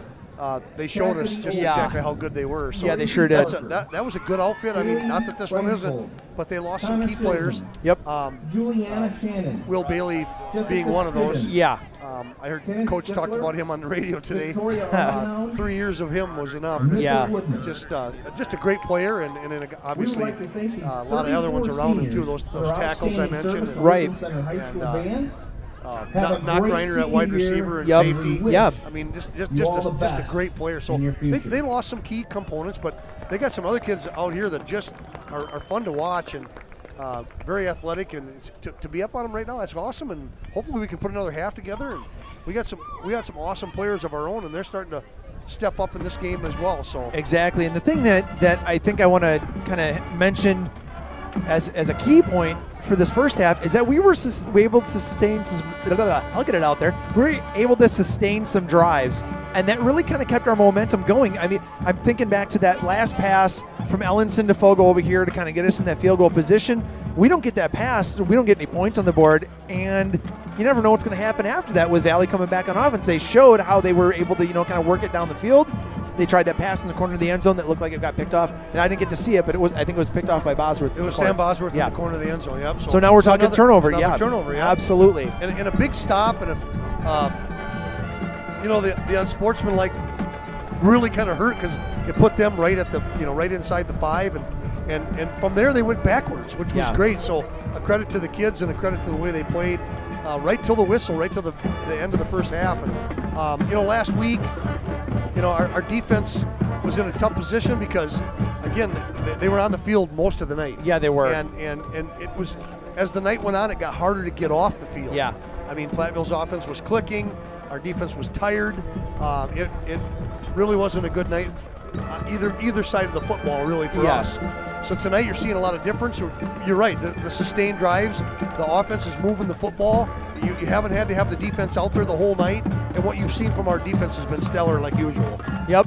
I was just going to mention that, Jerry, that that's the thing that's been kind of keeping us, really in this game and that 3-0 score right now is that defense, the defensive prowess, the thing we've been hanging our hat on all year long. But I'm telling you what, they will now play that hard rockin' Enter Sandman by Metallica. They have really shown up tonight and shown why that defensive unit in total has been a pretty dominant force all season long. It has, and again, once again, I'll make note of the fact that the second quarter seems to always be a good quarter for us in most cases, and it was again tonight. And actually the first half, I thought we played a really good, solid first half. But you know, against a team like this, it takes 4 quarters. Absolutely. So you just got you got to come out. It's nothing on the scoreboard. That's what you got to tell yourself. You got to play like it's a tie game, and you just. Not liking what I see there. Yeah. Not dang liking it. that either. Looking down here at number 12, Brock Lewis coming off the side of the field with our trainer Sharon Pansky. Has got some bandage or ice maybe around his ankle. I noticed at the end of the first half he kind of got bunged up on something. I don't know if it was a tackle or something. He was a little ginger getting off the field, and now we kind of see why. And boy, you hate to see that senior athlete go down. Yeah, that doesn't look good. No, he's favoring it pretty well. He's able, I mean, he's walking on his own, but he's got a noticeable limp there. Sharon's going to take a look at him right now. And so to bring it kind of back to the first half, Jerry, this defensive battle back and forth. You know, Valley showed again why they, you know, you can't count them out of anything whatsoever. Their losses have come to some formidable opponents. I mean, we had our fits with Prairie. There's no doubt about that. But you know, we're going to have to just kind of see what the second half brings. Whatever adjustments we're going to make. One of those, again, you got to go back to Wickman. He is that double threat kid. I mean, he's got the arm to chuck it. We've seen that. I mean, he's thrown a couple picks, but he can get it down the field. But his wheels, man, that kid's got wheels. And when he gets a good lead block out front, he can just fly. He can get out there. Yeah, and you know, you think back to the games where we dealt with some passing teams, and our key has been getting pressure on the quarterback. Right. And so, you know, this guy's slippery. He's elusive. He just has a knack in that pocket. So he's not as easy to get to as maybe some of the other quarterbacks. And our coverage has been pretty good tonight too. So, and the biggest thing is, you know, as you just said, you know, when you can get that pressure on the quarterback, and if you can just disrupt the throw enough, you know, whether that's, you know, that he doesn't get his feet set, or you can get a hand in his, you know, in his vision, or whatever the case may be. But if you can disrupt that throw a little bit, your ability to you know, maybe get up there and pick it off, and we've seen it a couple times tonight, the chances really go up. Yeah, and again, we saw that last year with Bailey, just very elusive in the backfield. Right. Had a cannon for an arm, accurate, with Knockreiner as his main weapon. And I mean, they were fun to watch. They were. They really honestly. And so hopefully we see another half like we've seen this one, where that's been a little bit of a struggle. Got a little bit of feedback coming in here, so I'm not sure what that's coming from. A little feedback. Was that wind or what was that? Yeah, I think it's the wind. Well, we definitely, if you're not at the game tonight, but if you've seen the flags, there's not too many of them that are drooping. They're all kind of just standing out. So the wind is definitely maybe playing a factor tonight too, with some of those passes possibly. You can see some of the pom-poms are rolling across the field. Nice shot. Yeah, there's awesome. So you guys can kind of see what the wind's doing tonight. Definitely out of the west, and it's blowing pushing pretty hard. It's pushing. So you know what that might do then too, Jerry. You know, if we're taking a look at that, and the wind will play a factor in the passing, either shorten up the passes, or you're going to see a heck of a lot more run. Yep. So. Yep. And again, I can't reiterate enough field position and how big that is in a game like this. Absolutely. You know, back and forth. We can keep. You know, if we can get the ball back in some good field position situations, obviously we've got weapons we can get in the end zone, but if we can't do that, we've got another weapon that can kick the ball through the uprights. So. Exactly. Get kind of an injury report possibly on Brock Lewis here. Coach is down there looking at him. Pansky down there checking out that ankle. Possibly a sprain, maybe something like that. Doesn't sound like it's anything major. But we'll probably keep Brock out of the game for the rest of the evening. Yep, and that's a big blow. I mean, obviously, he's a big component to all three phases of the game. He is. And you know, you think about kickoff team and how many times he's been down there on coverage. Right. You know, you're looking for 12 every time. Almost every time we call his name on a kickoff. Yep, and then on defense playing that edge, you know, think about some of the bigger games that he's had. There, and of course as a wide receiver. I mean, as a pass receiver, he caught that first slant of the game tonight. So he's a triple threat in that way, and if we lost him, that's some big shoes to fill. It is. It certainly is. So about 4.5 minutes here before the third quarter kicks off. I want to thank the Richland Center High School band under the direction of Jeff Behrens tonight. Always great to hear those folks. Always, I mean, you got to love it. You got to love it. You can hear the crowd roaring their approval.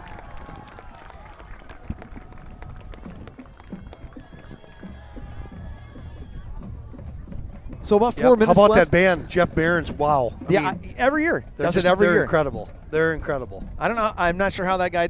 And the numbers, always big numbers, always. You know, I mean, so that's a testament to that program. Yep, and they don't just look sharp; they sound awesome. Yeah, they do. The sound is just phenomenal. Get them out. We have the winning ticket. The number is 9-7. Well, Jerry, you and I are both kind of up here. We can just feel it. You know, we can just kind of feel this energy that's happening, and loving to hear the band and see Valley kind of coming back in onto the field after their halftime talk and adjustments. The same thing with the Hornets. Get back over here to the sideline. It's I'm anxious for the second half. I'm just be really nice to see what happens here, and especially if that scoreboard looks a little heavier on the left hand side rather than the right hand side. Yeah, let's keep it that way. You bet, you bet. So listen, we're going to head to a commercial real quick from Capital Wealth Advisory, and we'll be back with you right before halftime starts. Stick with us.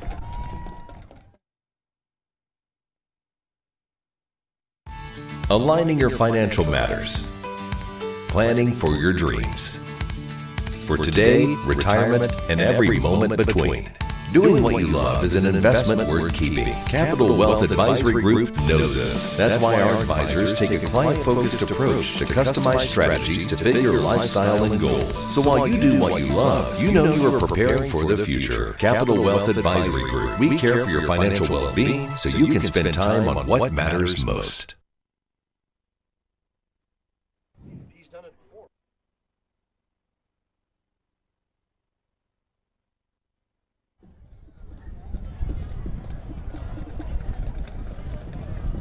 Maybe. Yeah. All right, back with you, folks. Looking at 2 minutes left on the clock here before halftime. So the second half kickoff, Hornets will be kicking to Valley, and they'll be running, looks like from right to left or south to north from our vantage point here. Jerry, we were kind of talking about that, right before we got back on air here. About how important that field position and special teams plays in a game like this, because you've got to make sure that those tackles happen. You keep that ball in play, and we saw what happened on our end. When Dyshawn Lee went to grab that one and it kind of got out of his hands, and what how that can change things around a little bit. So definitely some sure tackling. We've got to have that happen tonight on these kickoffs. Anytime that Valley's got the ball in their hands, we've seen it so far in this first half. Slippery, elusive. They'll make you miss tackles. Yeah. You got to be sure getting to the hips and getting those legs wrapped up, because if you don't, they can do some damage. Yep, and in those positions, you got your skilled athletes, and Valley's got a load of those, and so do we. So, for us, we've got Dyshawn back, Connor back, in those punt situations. And right. Once they feel the ball, they're dangerous. I mean, yeah. He muffed that first one, but honestly, if he gets the ball in his hands, you get him a seam. He's a threat, and absolutely and is. Whether we put him there or Connor, either one, they're both in that open space. Yeah. They're dangerous, and that's the kind of players River Valley's got in those positions too. Yeah, they do. I mean, if we're looking at two teams in the conference that are very evenly matched, it is these two teams. No, it shows on the scoreboard, and yeah. It shows. I bet you if you looked at the first half stats, it'd be pretty even. I won't disagree with you at all. It has been this back and forth battle. I'm glad to see that that's 3 points for the good side, if you will. Yep. And we're going to be a little bit biased. We're hometown fans. What the heck? Why not? But I'm telling you what, Valley they're going to put up a fight, and they're going to put up a fight all 4 quarters. Absolutely. There's no doubt about that. Absolutely. It's kind of that. It almost feels like it's that what's that one big play kind of thing. And you're hoping that play's going to be on our side, not theirs. Like I said, it's nothing. That's the way I'm looking at it. Yeah. You got to look at it as a nothing game. Yep. You got to come out and play your hearts out on every play, and a lot of game left. Yeah, there is. A lot of game left. Yes, there is. Well, it looks like they put a little more time on the clock here for halftime. So when we had a lot of festivities and activities going on. You guys heard the varsity band out there doing their marching and formations and whatnot. Flag line was out there as well. Took some time at halftime to recognize the non-seniors out there. We got the seniors at the beginning of the program this evening. And if I counted right for senior players, I think it was 14. Okay. A couple of managers, and then a ton of senior cheerleaders as well. Yeah, okay. Absolutely. I think maybe 7 or 8 or maybe even 9 of the senior cheerleaders as well. And then at halftime, we got the rest of the group in there.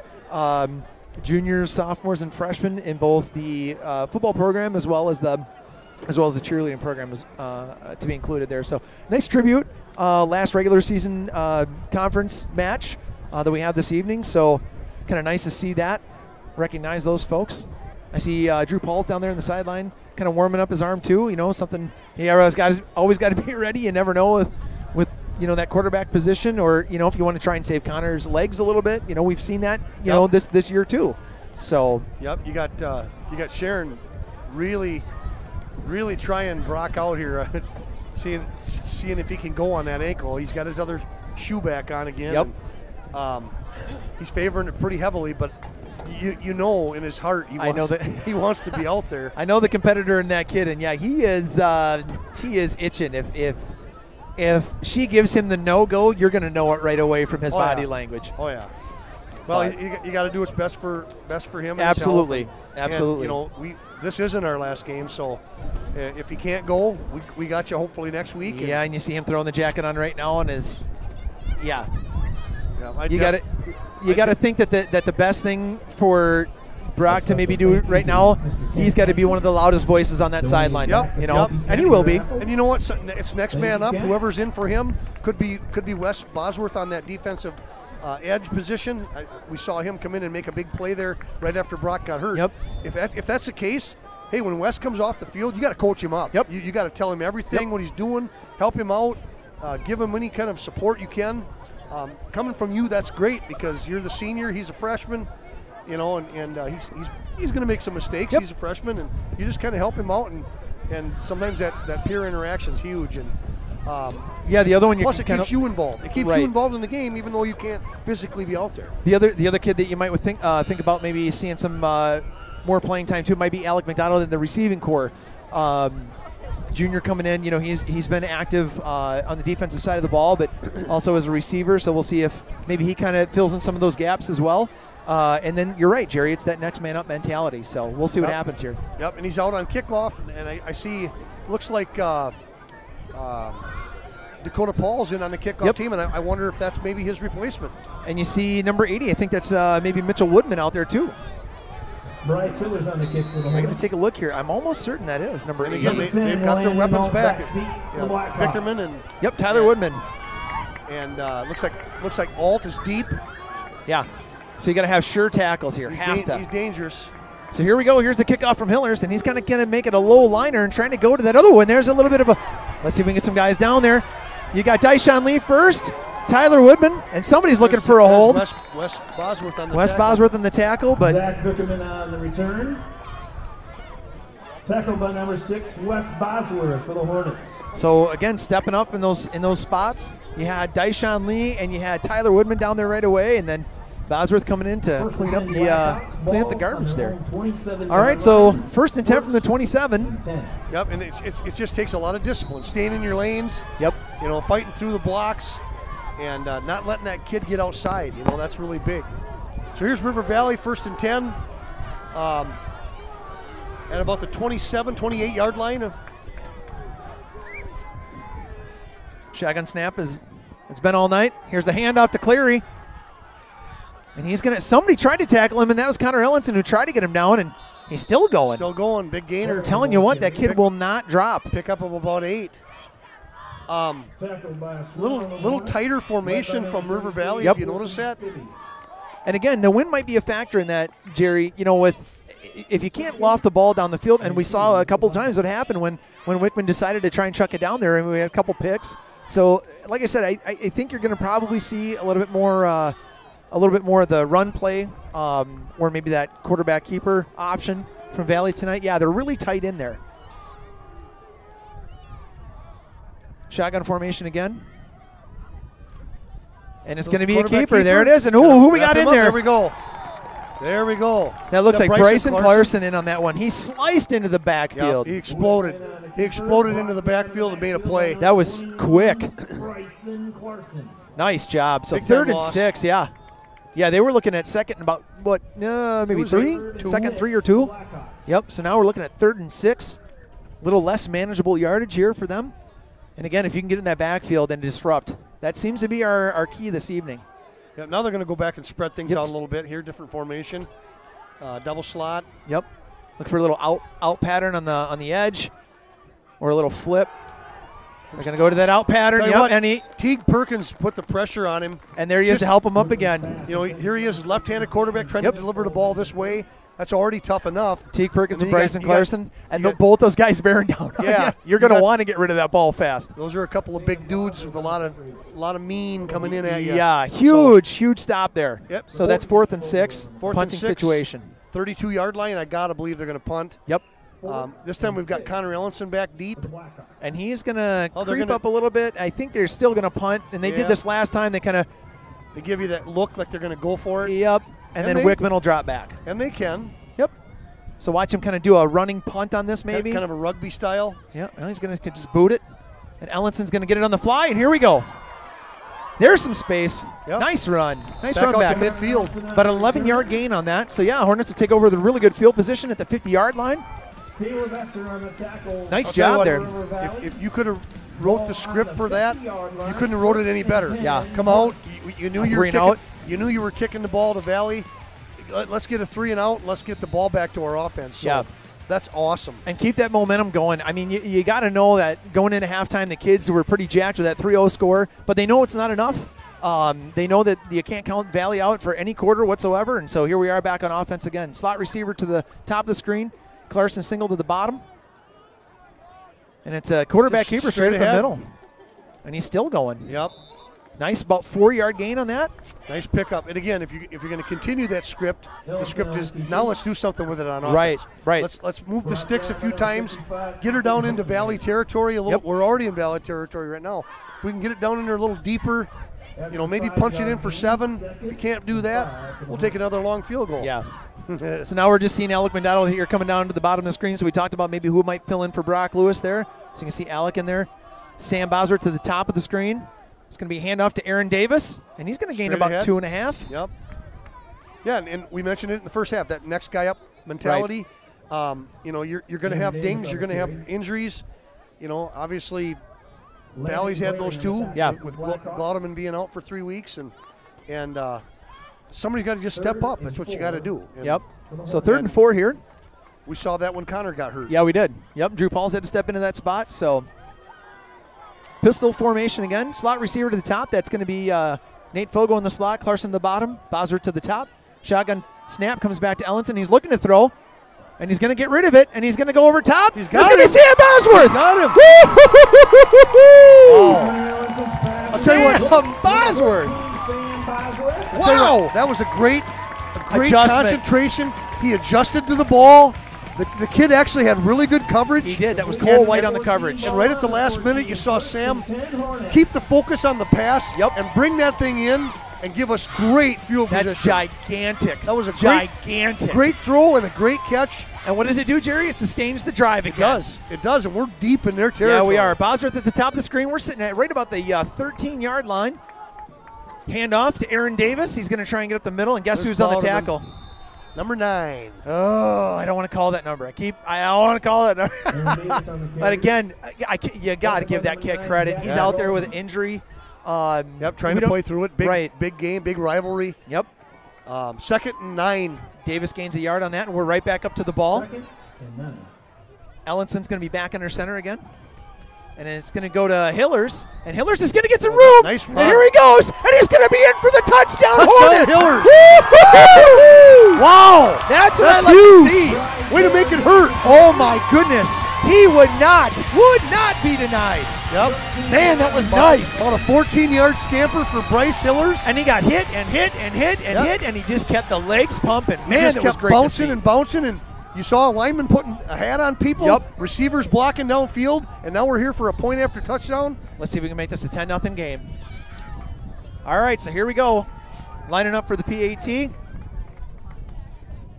Snap. Good snap. Hold. Good hold. It's up, and There it's it going to is. be good. There we go. That's a There it 10-0 is. game. Wow. We want to talk about sustaining drives and sustaining momentum. Here it is, and if our defense can come back out and get another 3 and out, that's going to be gigantic. I'll tell you what a way to start the third quarter. You bet it is. You get a 3 and out with your defense, you turn it over to your offense, and you drive it down the field and punch it in. You bet. That's incredible. Just the way it should be. Yep, there's the script we were talking about. Yep. And it's working. It's working. And if we can just keep this going, you know, we're trying to find those spots. You got to exploit those spots, and it's those halftime adjustments too. Coaches saw some things, you know, in the first half. Hey, we come out and let's try to, you know, run off tackle, or if, you know, we try to do these, you know, that pass down the field to Bosworth to set that touchdown up. Hey, whatever it's going to take and whatever's working, let's keep on doing it. Absolutely. Wow. This feels awesome. This feels really good. You just got to keep this feeling, and we got to sustain, got to stay on your assignments. You know, Jerry, oh, I'm not even going to say it. I'm not even going to say it. Not going to say a word. I'm not going to say a word. I'm just going to – it's hard for me to shut up, and I'm not saying anything. All right, so here we go.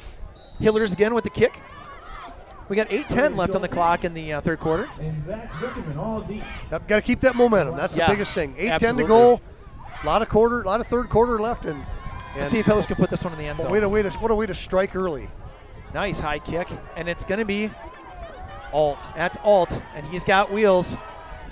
Picks up some nice blocks, and he's going to bring it all the way back up to about the 42-yard line. Boy, that was a nice run.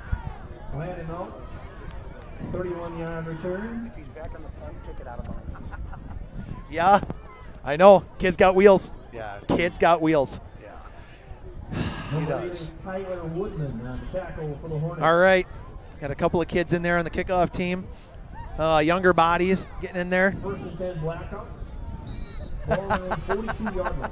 We're seeing some gigantic heads down here. I see one from Nate Fogo, some baby picks and whatnot. Oh, I'd love to see that stuff. You get it, Jerry. We can tell tonight. Pass dropped. He hit his receiver in the field, out in the flat. Dropped it. Just went to make his feet move upfield and just forgot the ball. And that happened. You've seen that happen with our kids before. Yeah, I'm okay with it happening for them. Trying to make a play before he turned it upfield. Who's number 18? They're trying to get a picture of Nate Fogo. Get the oh, there it is. Oh, we got somebody photo bombing. We got Fran Ewan photo bombing the Fogo pick. There he is. There's the guy. Right, thank you. Oh yeah. So 2nd and 10 on the second 10. Here we go. About the 42-yard line. Again, that tight receiver formation. Handoff's going to go to Clary, and he's going to get some yardage, and he's going to get stacked up though after a gain of about 4. Whistle blows. That'll make it 3rd and about 6. Yeah, and I think there was probably about 4 or 5 black jerseys in there on him on that one, and that's exactly what you got to have. It is. You can hear Corey Thompson over the PA saying that a swarm of hornets, and that's the most accurate description, I would say. That's a great way to describe it.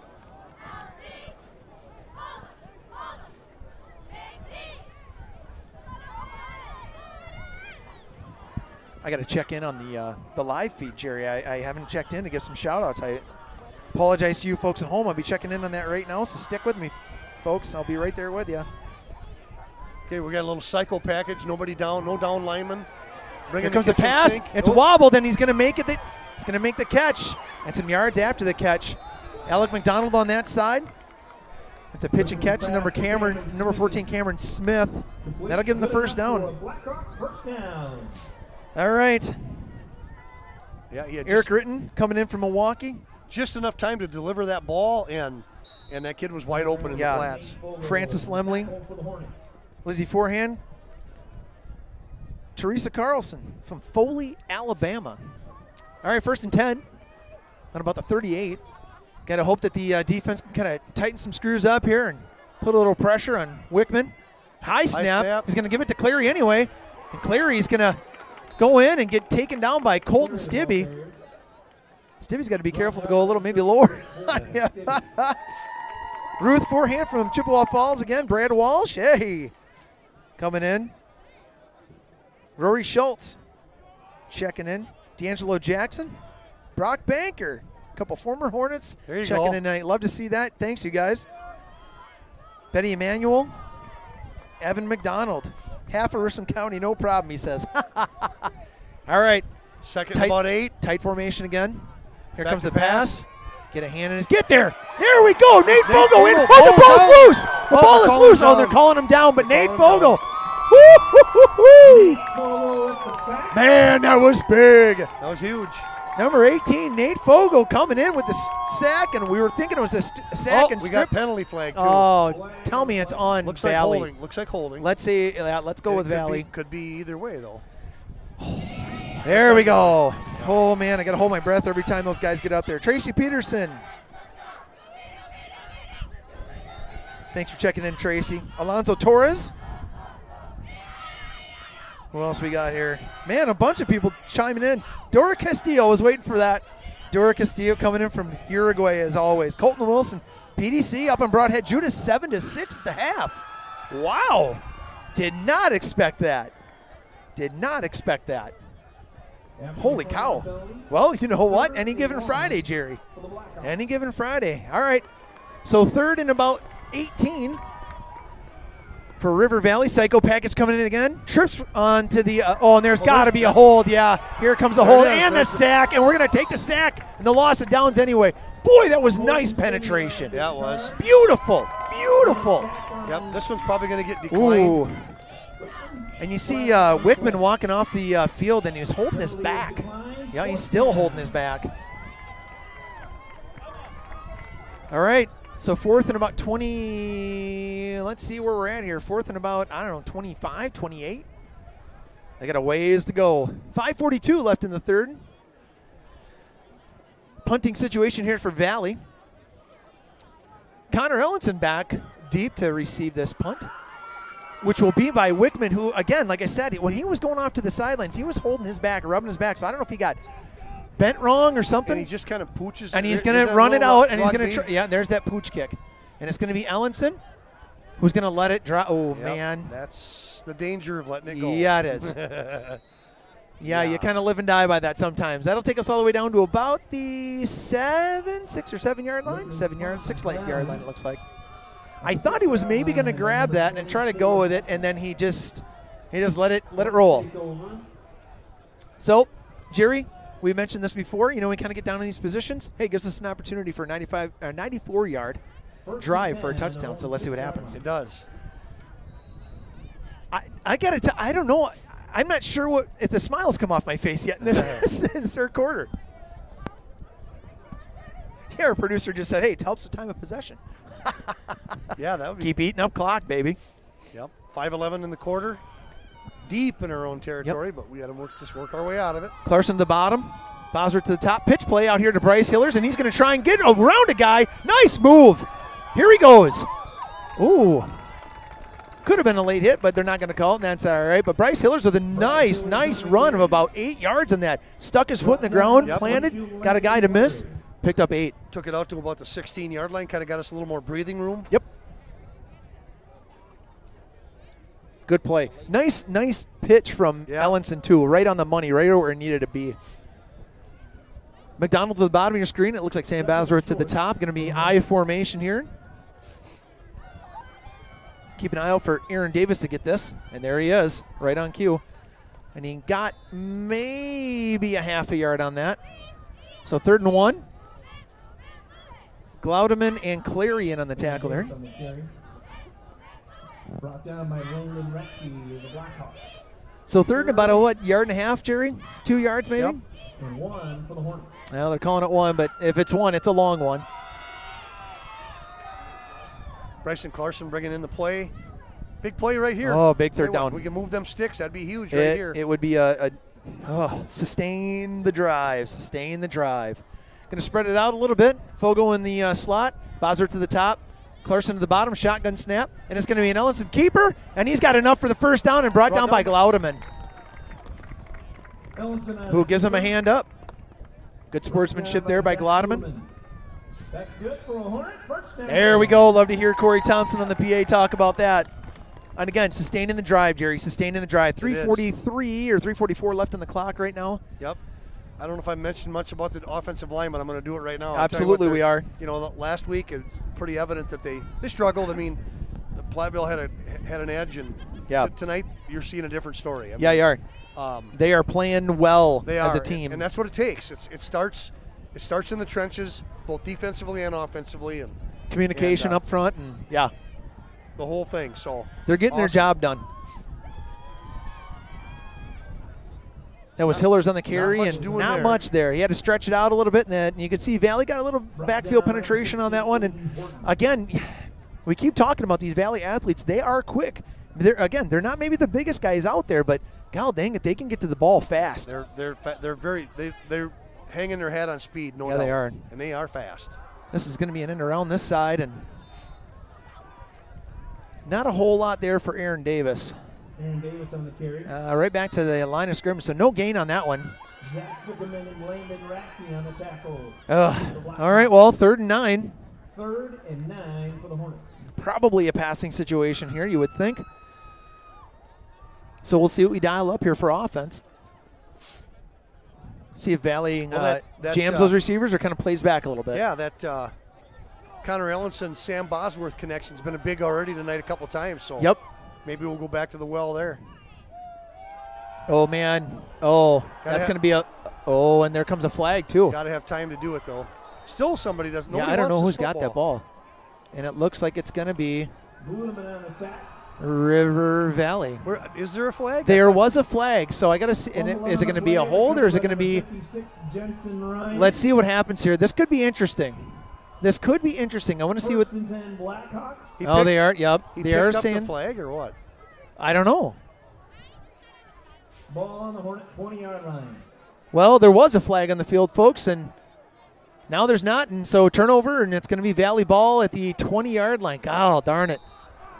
Ellenson just did not have time to get rid of that ball. He got hit right away. So tight formation again, and that's going to go to Clary. And it's going to be Colton Stibbe to wrap up the legs of Clary. Clary, the ball carrier. After a gain of about 2.5 or 3 there. So 2nd and 7 coming up. Stibbe getting some work done tonight. What did Coach say about him? Yeah, flipping tires and stacking hay. Flipping tires and stacking hay.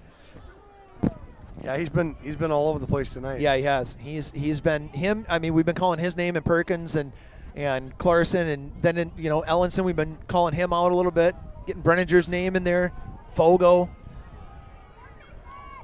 Let's see what happens here on this play. Again, that tight formation, 2 receivers right, 2 receivers left.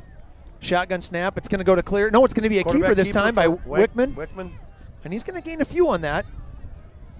And Jerry, we haven't found out what their kicking game is. We're not sure on that.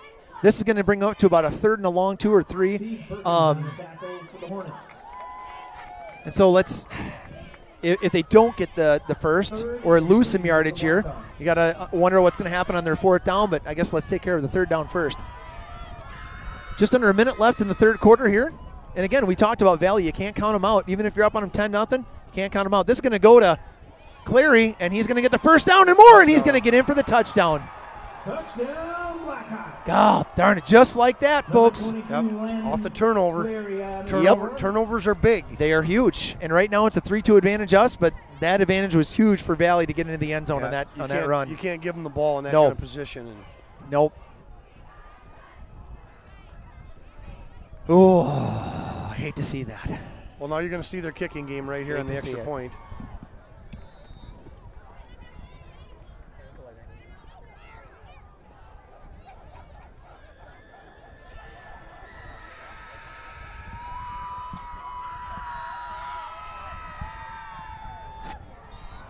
Kick is up, and it is good. Conrad Youngquist's kick is good. Youngquist on the kick. Here's score, Richland Center. And so we've seen the kicking game, at least a point after attempt. Yep. And it wasn't a bullet, but it got through the upright. Effective. So that gets them the extra point. So 10-7, 46 seconds left in the 3rd quarter. Again, a nice shout out to our sponsor for this evening, Capital Wealth Advisory. Appreciate those folks over there helping us out, bringing this live to you folks this evening on a cool and blustery Friday night. Definitely football weather. So we're wrapping up, moving in on the end of the 3rd quarter here. A little jump around, probably a little jump around coming. Yeah. Oh, I better get on that, huh? Yeah. I just wanted to do a couple quick check-ins. Alexis Stibbe checking in from Toma. her little brother out on the field tonight. Leaf Carlson. Coach Carlson checking back in. Colton Wilson said end of the third quarter, Pretty Sheen still up on Broadhead Judah, 7-6. What's going on there? Rashad Smith coming in from Kenosha. I don't What's know. going on there? It's crazy. 7-6 Prairie? It's crazy. Any given Friday, right, Jerry? They've pretty much manhandled everybody. Yeah. Yeah, they have. Broadhead Judah has just spanked everybody. And you know what? Maybe they're sitting their starters tonight or something. Who knows? You know, I mean, they're shooing for first place in the conference, but I don't know. Do you let go of that undefeated season? I'm not sure. And it's only, you know, it's a 1-point game, folks. Kind of a pooch kick here. Going to take a bounce, and it's going to be Nate Fogo on the grab. If he can get up the middle. He's going to show it that late in the thing. If you start running laterally, you got all kinds of white jerseys there. Tough to make north-south yardage when you're running east and west, but 40 seconds left on the clock here. Oh, games like that, they make you hold your breath a little bit, Jerry. They really do. Yeah, I mean, it's that next big play. What's going to happen here? Let's see what Coach Droxel draws up here for this. Single receiver left. That's Clarkson. Top of the screen is going to be Bosworth. I formation here. Handoff's going to go to Bryce Hillers, straight up the field. Gets about a yard and a half or two. It's a good run there. Flag on the play. I hate to hear that. Oh, and Bryce is not happy about something. I'm not sure. That's going to be holding on the offense. God, dang it. Yeah, we're just shooting ourselves in the foot. This is not good. I just got a message from Emily Walsh, Prairie du Chien losing 14-7. Okay. Yeah. Thanks, Emily, for checking in for us. Appreciate that. Yeah, again, it's that field position and the battle of the flags. And I'll tell you what, you have to be really good to overcome 1st and 20 every time you get into this. You're right. You cannot hold. No. It's a tough position to put your offensive line in. It's a tough position to put your quarterback in, your receivers, everybody. It's going to be a handoff to Hillers. He's going to get a few of those yards back. Hillers on the carry. Yeah, we've hurt ourselves with the penalties, and I would say we're winning that war. They've got more turnovers than us, but I don't know. We've had our share of penalties. We could stop the rest of the game, and we still have a lot. And that's the end of the third quarter. That's the end of the third quarter. Your score. Your Richland Center. Richland Center 10. River Valley 7. Blackhawks 7. So, got a pair of touchdowns that were shared in that quarter by each team, and coming off the 3-0 halftime lead that we had. And so now it's about getting everybody fired up here, a little jump around, and head into this fourth quarter and get some fire going and kind of rekindle that momentum that we need to pull this one out. Aligning your financial matters. Planning for your dreams. For today, retirement, and every moment between. Doing what you love is an investment worth keeping. Capital Wealth Advisory Group knows this. That's why our advisors take a client-focused approach to customized strategies to fit your lifestyle and goals. So while you do what you love, you know you are preparing for the future. Capital Wealth Advisory Group. We care for your financial well-being so you can spend time on what matters most.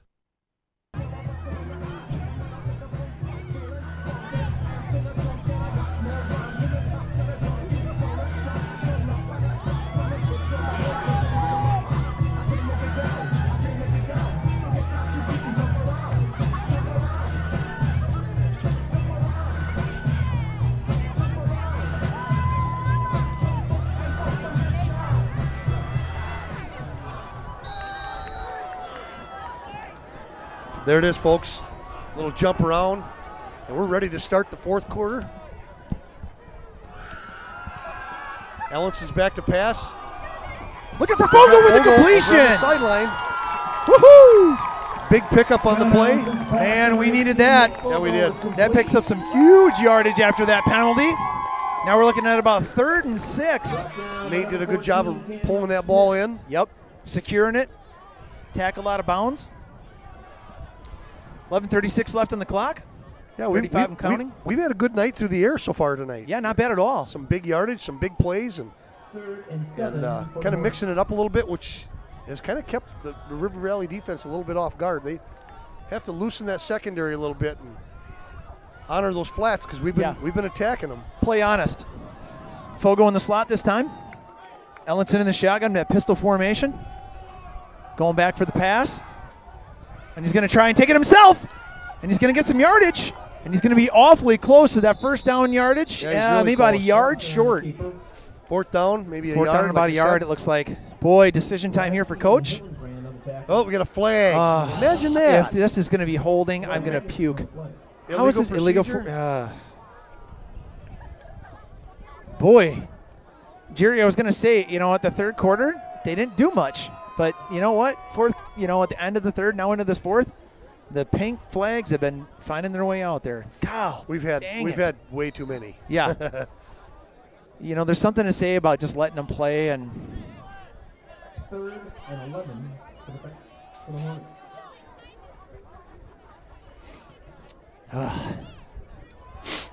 All right, 2 receivers to the top, Clarkson and Fogo. Fogo's in the slot. Bosworth to the bottom of your screen. 3rd and about 11, maybe 12.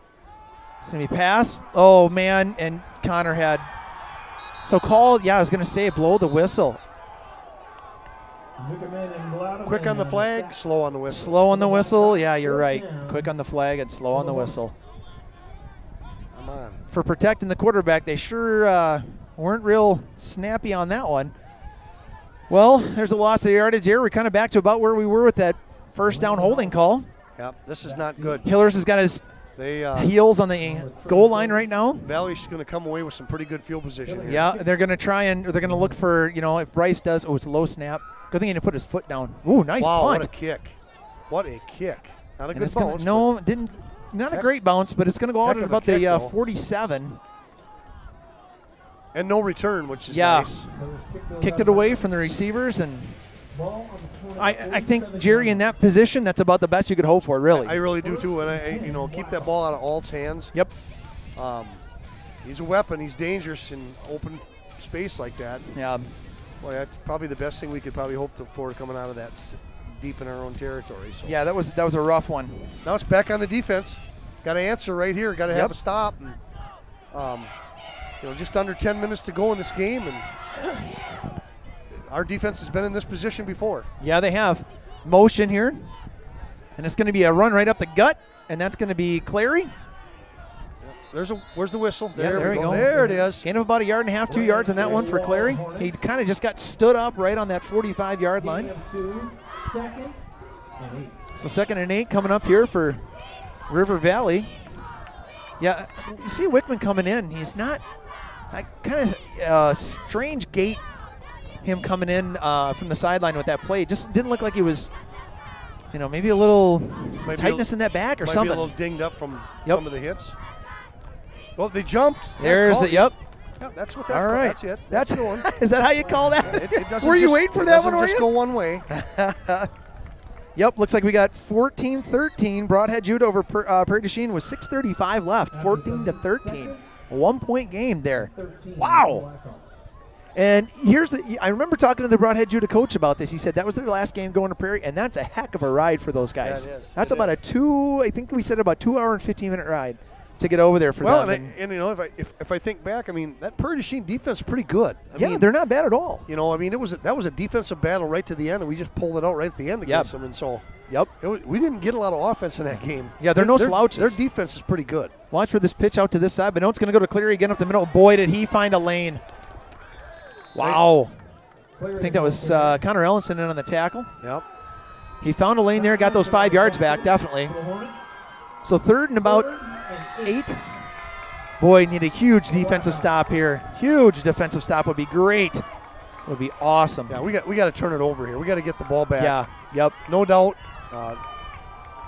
8 minutes and counting, and yeah, you can't let them keep this drive alive. Let's get this ball back, and let's take care of that clock ourselves. Yep. You can hear the feet starting to rumble here at Vitus Rip Stadium. Tight formation again. Look for the pass this time. Looked like that receiver got off that ball just a little bit faster than he should have. And here we go, Connor Ellenson. Oh, man. Oh, I was really hoping for the pick for that. Yeah, he made a nice play, though. Made a nice stop. Now it's 4th and long. Now it's 4th and 8. probably going to go for it here. Well, if they don't, they got Wickman as their punter. So he's kind of almost. I wonder if they might utilize him a little bit like we utilize Hillers, Sure. for that punt, and then he can just pull it down and go. He's got the wheels for it. So I tell you what, nothing would be against bringing everybody up here on defense, and if he punts the ball, let it roll. I mean, get away from it anyway. Right. He's kind of got that pooch punch style. Yep. I mean, and it looks like they're going for it. Yeah. Well, I'm sure they probably are, but even if he doesn't, just stay with the D and play it straight here. Yep. Oh, delay of the game. Delay a game. Right back here. You Yep. bet. That'll be a delay of game against Prairie. That'll back them up another 5. So now we got 4th and about 13. Ooh, this makes things interesting. Maybe they will looking at a punt situation now. So that puts them back on the 50-yard line. Nose of the ball just on the other side. So look who's coming off the field. Yeah. They're 3 wideouts, so right. they're probably going to punt. Yep, looking for a punt here probably. And it looks like Ellenson back. Again, you got to be careful with this. It's going to be, see what the punt if he throws this kind of low liner and it rolls, it's dangerous. Oh, bad snap, let's get there. Oh. Did that hit somebody or not?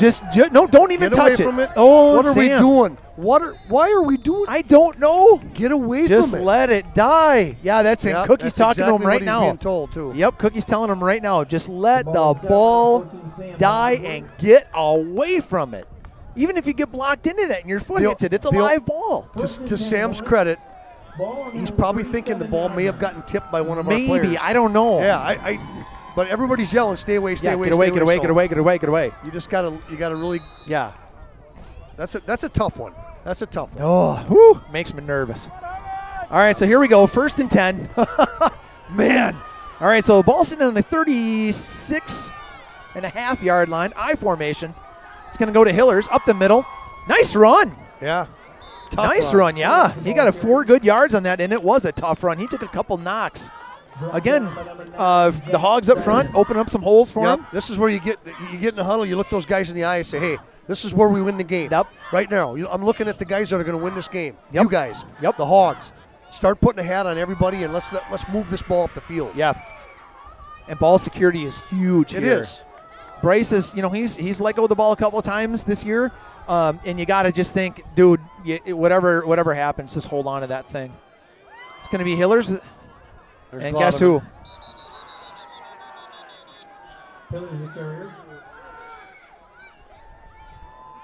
A loss of a few on that one. Actually, no gain. They're just going to call it no gain. Yep. Forward progress. Yep, forward progress got him right back to the line of scrimmage. So 3rd and about 7.5 or 6 here. Maybe look for a little Connor Ellenson right here. Oh, man, I don't know. Some kind of a keeper, quarterback draw. I'm not sure. I mean, I know. I just like his elusiveness. I do really too. I do too. As long as he can get him some space. He's got to have some space. We're looking at 3rd and 6 or 7 here, and so it's going to take. And here comes a timeout from Coach. I think the clock was winding down, honestly. Clareson was a little bit kind of slow bringing that play in, and so with this timeout. Well, I tell you what, it's a good timeout with 6:24 to go. We're going to hear from our sponsor here real quick, and we'll be right back. And this is a big play. Yep.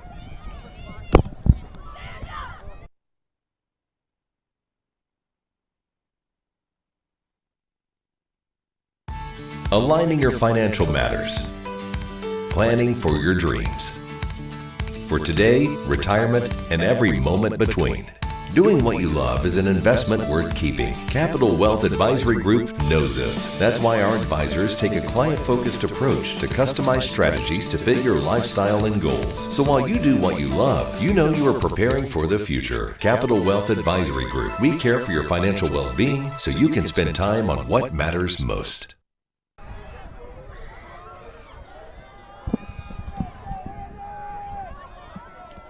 Ellenson with the pass.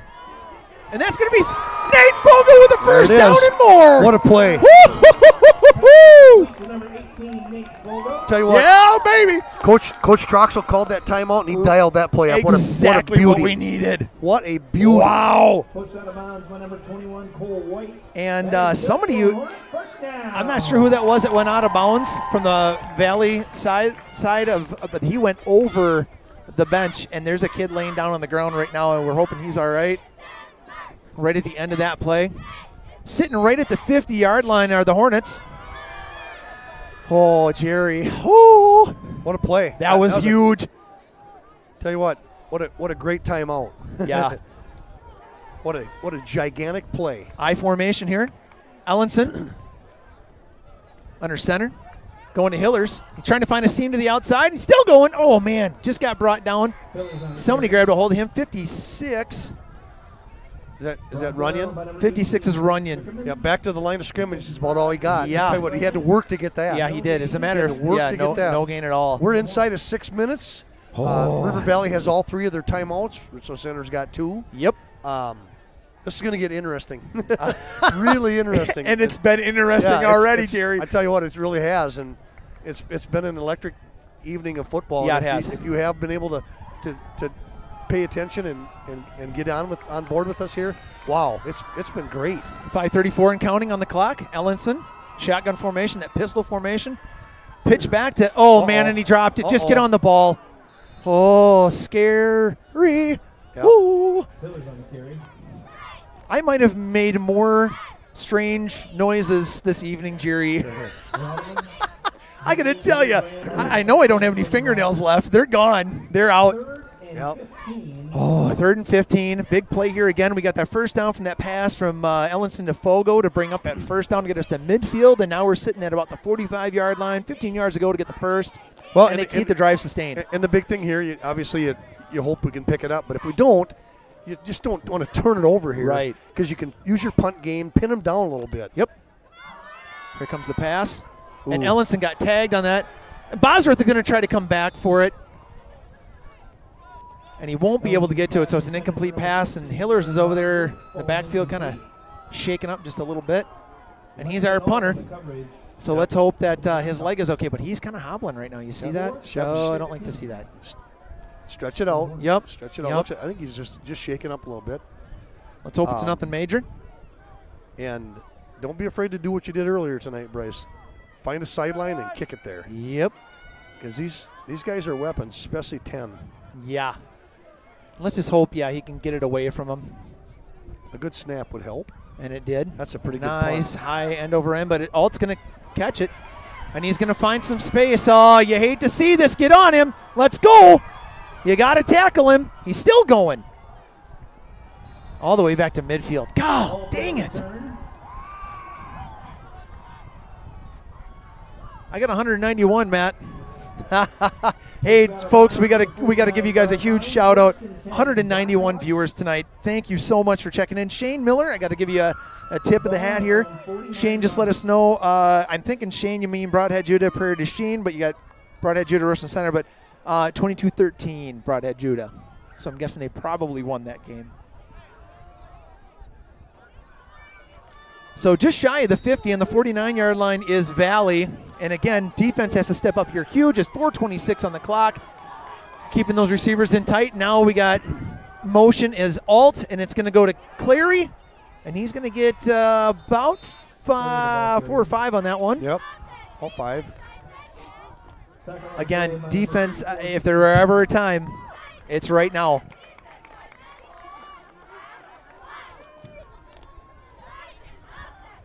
Makes me nervous calling this, Jerry. Oh, no doubt. We're at the 4-minute mark right now. I'll tell you, this is tough. We got to get it back. Yep. Got to get a stop again. Turnover here would be huge. There's another run right. Oh, man. Nice tackle. Ellenson and Clarkson in on the combo on that one. Yep, they're going to give him his forward progress. Yep, gain of about 3 on that play, so it's going to bring about 3rd and 2. 3rd and 2 for River Valley. Oh. This, either a mistake on Valley's side, a flag would be a blessing here, or just a stop. Getting in the backfield. All right, here we go. Hornet fans are starting to rattle the seats here, Vitastrip Stadium, and it's going to be a keeper, and he's not going to make it. He's not there. He's short of the first. 4th and short. Oh, man, you got to know it's about a half a yard or yard to go, and you got to know Valley's going to go for it. Yeah, I was just gonna say, back it up there a little bit more, buddy. Thank you. Yeah, it's 4th and short. 4th and about a yard. Come on, let's go. Get him going. Here we go. Hornet fans are standing up here. You got to know this is probably going to be a keeper by Wickman. Here's the snap, and it's going to go to Cleary. And he's going to get the first down. Dang it.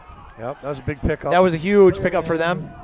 Then they'll move the sticks here, and the 2:40 mark. There's not a lot of game left. No, there's not. And, oh man, just keep plugging away. Get your stops, and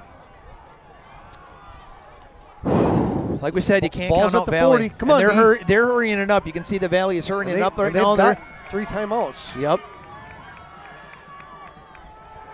Some pressure, and it's going to be a completed pass for a 5-yard gain. And he's inbounds. So yep, so clock is still going to keep going. Pass is complete with number 1, Jack Myers. Yep, 5-yard gain. First time we've called Myers' name tonight on the completion. For the Blackhawks. Yep, 2nd and about 6. 2nd and 5, actually. So we got 2 slots, 1 on each side. Spread formation. He's going for the pass. Here, oh man, somebody blew their coverage there. They ran that kind of pick play. I believe that's Alt, and he's down. We're going to have it, stoppage of the clock. Imagine that. Let's hope he's all right. Yeah, he's out of bounds. He's out of bounds anyway, so the clock would stop. But, and they've got 3 timeouts left with 1:52 to go. Yeah. Yep. And looks like maybe a cramping issue. They're kind of stretching out his calf leg area there. Valley trainer coming across the field to help out here. Whoo! Jerry. This is too much. Ball sitting on the 25-yard line, 1st and 10 Valley. Yikes, yikes, yikes. Is that Alt? I can't tell if that's 10 or 18. That might be Vickerman. I don't know. Can we get I'm trying to get a better look at the camera here. If our sideline guy can zoom in on that shoulder patch and get us a number here, or just let us, there it is, 18. It is Vickerman. Thank you, guys. Again, our wonderful camera crew here tonight. Can't do this stuff without these guys. They have been, I shouldn't say these guys, these folks, because we got a couple ladies here with us again tonight helping us out. It's been all season long. They've been great. They've been awesome. Amazing stuff. So again, without those folks, Jerry, we don't get to bring you any of this stuff that you're seeing right now. So yeah, and just from what's happening here, it looks like a cramp, but let's hope that's all it is. Yeah. And trying to he went down. He didn't get up. Nope. Looks like they're trying to stretch it out, and he looks like it's bothering him. It certainly is. Those can be nasty. Yeah, they can. He's kind of he's taking his gloves off even right now. Well, maybe it is a little bit more than that. You hope it's not.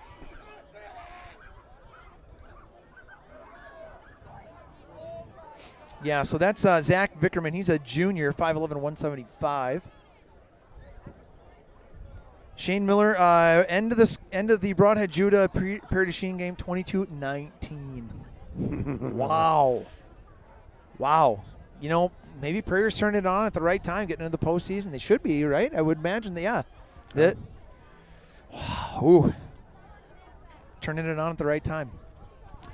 Well, Jerry, here's one thing that we can maybe hope for with this kind of stoppage of play is maybe it kind of slows down that offensive momentum from Valley and gives our defense a chance to kind of regroup, get our sights set on what we need to get done here. Now they're kind of pulling. Yeah, maybe it's a groin. Yep, that's kind of what it's looking like. How they're trying to kind of stretch them out. That hammy or groin area. Yeah, you hope it's nothing. You hope it's nothing major. Now he's sitting up at least.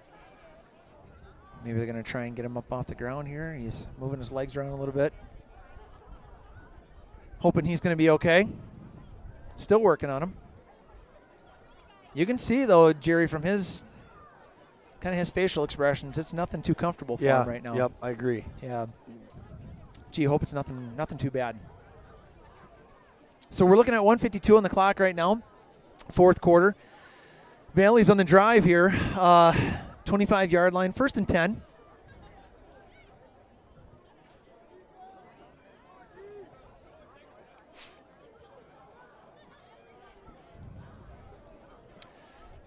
Oh, man. Oh, jeez, Jerry. Oh, defense. If we can get our defense to come up big here, this would be great. Get a good stop. And, you know, Valley's had some, well, now looks like he's starting to try and get up on, and there he is. It's good to see. Yep. Good to see. But you can see he is hobbling. He's not, you're thinking, yeah, I don't know if it was that kind of groin area or maybe hamstring area or whatever, but it was definitely not comfortable for him. Hoping he's okay as he walks across the field. Back to focus here. Defense has to make darn sure that we can keep this ball out of the end zone for sure. It's got to be assignment. Everybody, you know, DYJ, do your job, right? Absolutely. Yep. If everybody's doing their job. You see Glaudeman's out there in the slot right now. They're going to go to that 4-receiver set. They've got Myers at the top, or I'm sorry, at the bottom. He's 6'5", 195. Wow, tall kid. Wickman on the keeper. He's going to roll out to his right. Get up there. Oh, and he dropped it. Glaudeman dropped the ball. Wow, he went to turn upfield before he got that ball, and I'm telling you what, Jerry, he was right at the sticks for a first down. Yeah, he was. Oh, man. But it's right before that ball got in his hands, he looked upfield and took his eyes off the ball and did not secure the catch. 2nd and 10, 25-yard line. So obviously, you know, we've seen it all night. They're not afraid to pass the ball.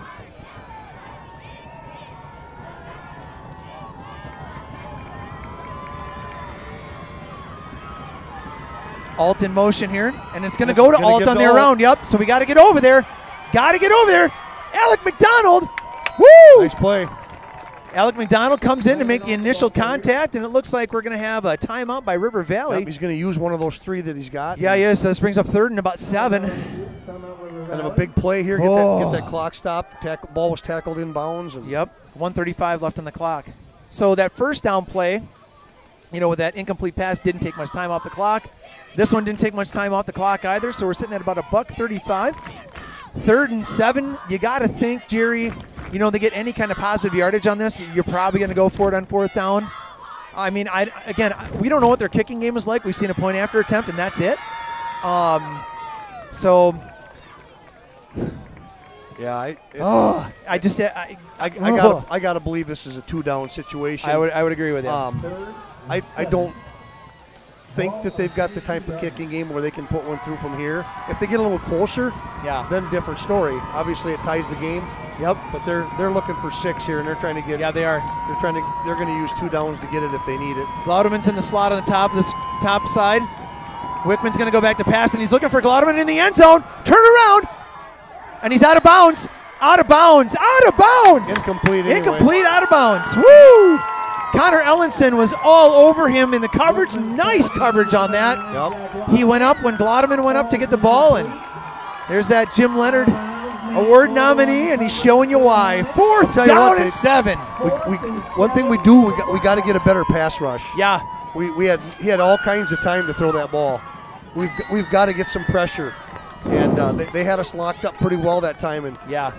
Here's another situation here. We got to bring some heat. Yep. Somebody up front's got to make a play here. Sideline is trying to get this crowd just roaring, and they are right now. Look for the pass play again. Wickman's going back. He's going to fire, and it's going to be caught. Is he short of the first down? I think he's short of the first down. Short of the first down. That's our ball.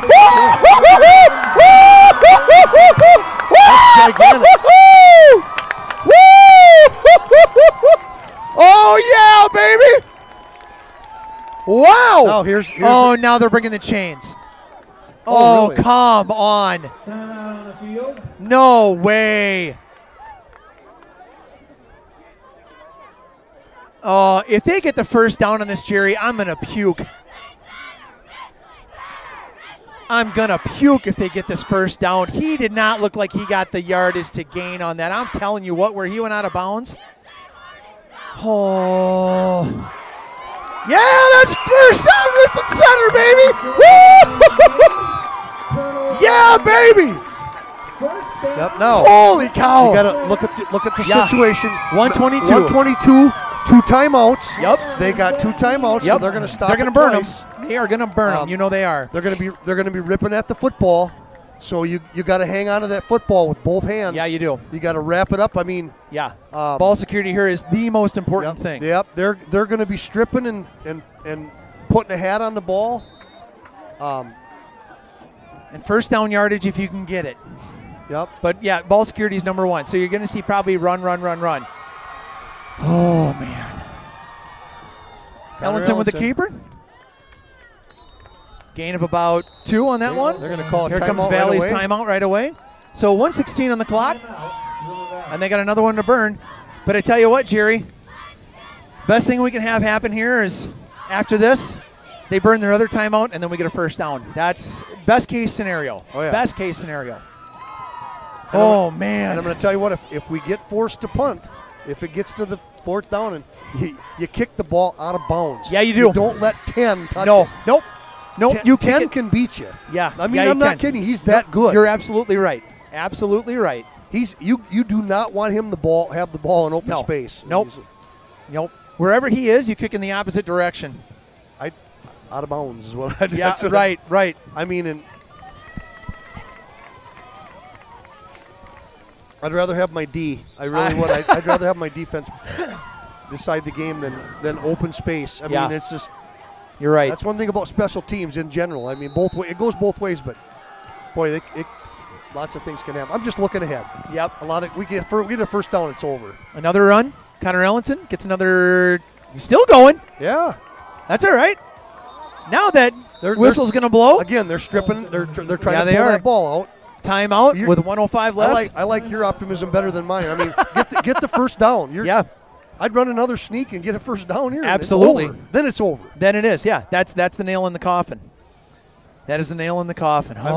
Jerry. I'm just looking at hypotheticals. I know. If you have to punt. Yeah, you're absolutely. I mean, and you have to think about those things because, if you do, let's say we don't pick up this first down and you got to kick it. You're right. You got to get it away from Alt. Whatever side of the field he's on, kick it to the opposite side. Absolutely. Kick it to the opposite side. He's already shown what kind of a weapon he is. I mean, he's very versatile and fast. Speed. And slippery. Yep. You're not going to take that kid down with an arm tackle. There's just no way. No. So disciplined ball here. Man, if the Hogs up front can get a great surge and get this first down, man. Because I'm still nervous. I'm still nervous. Oh, there's a $1.05 left on the clock. There's a lot of time. $1.05 left on the clock, and here we go. We're going to. Ellenson still going. That's going to be a first down.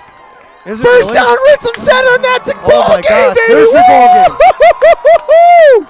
That is your ball game. Oh, my goodness. Holy cow. This one's huge. I have seen enough to know that I have seen too much. Holy cow. Now you can take a knee. Yeah, you certainly can. Watch that back, Judge. Yep. Watch that back, Judge. Yep. You got all kinds of time. Yep, just wait. Just wait. And he's watching him. Ellenson's got his eyes on him right now, counting down. There's 37 seconds left. Now he's counting out the 5. There's the knee. And folks, that should do it for the evening. Holy cow. Wow. Woo-wee. Tell you what, huge defensive stops. Oh in this my game. goodness, yes. Oh my gosh. Yeah.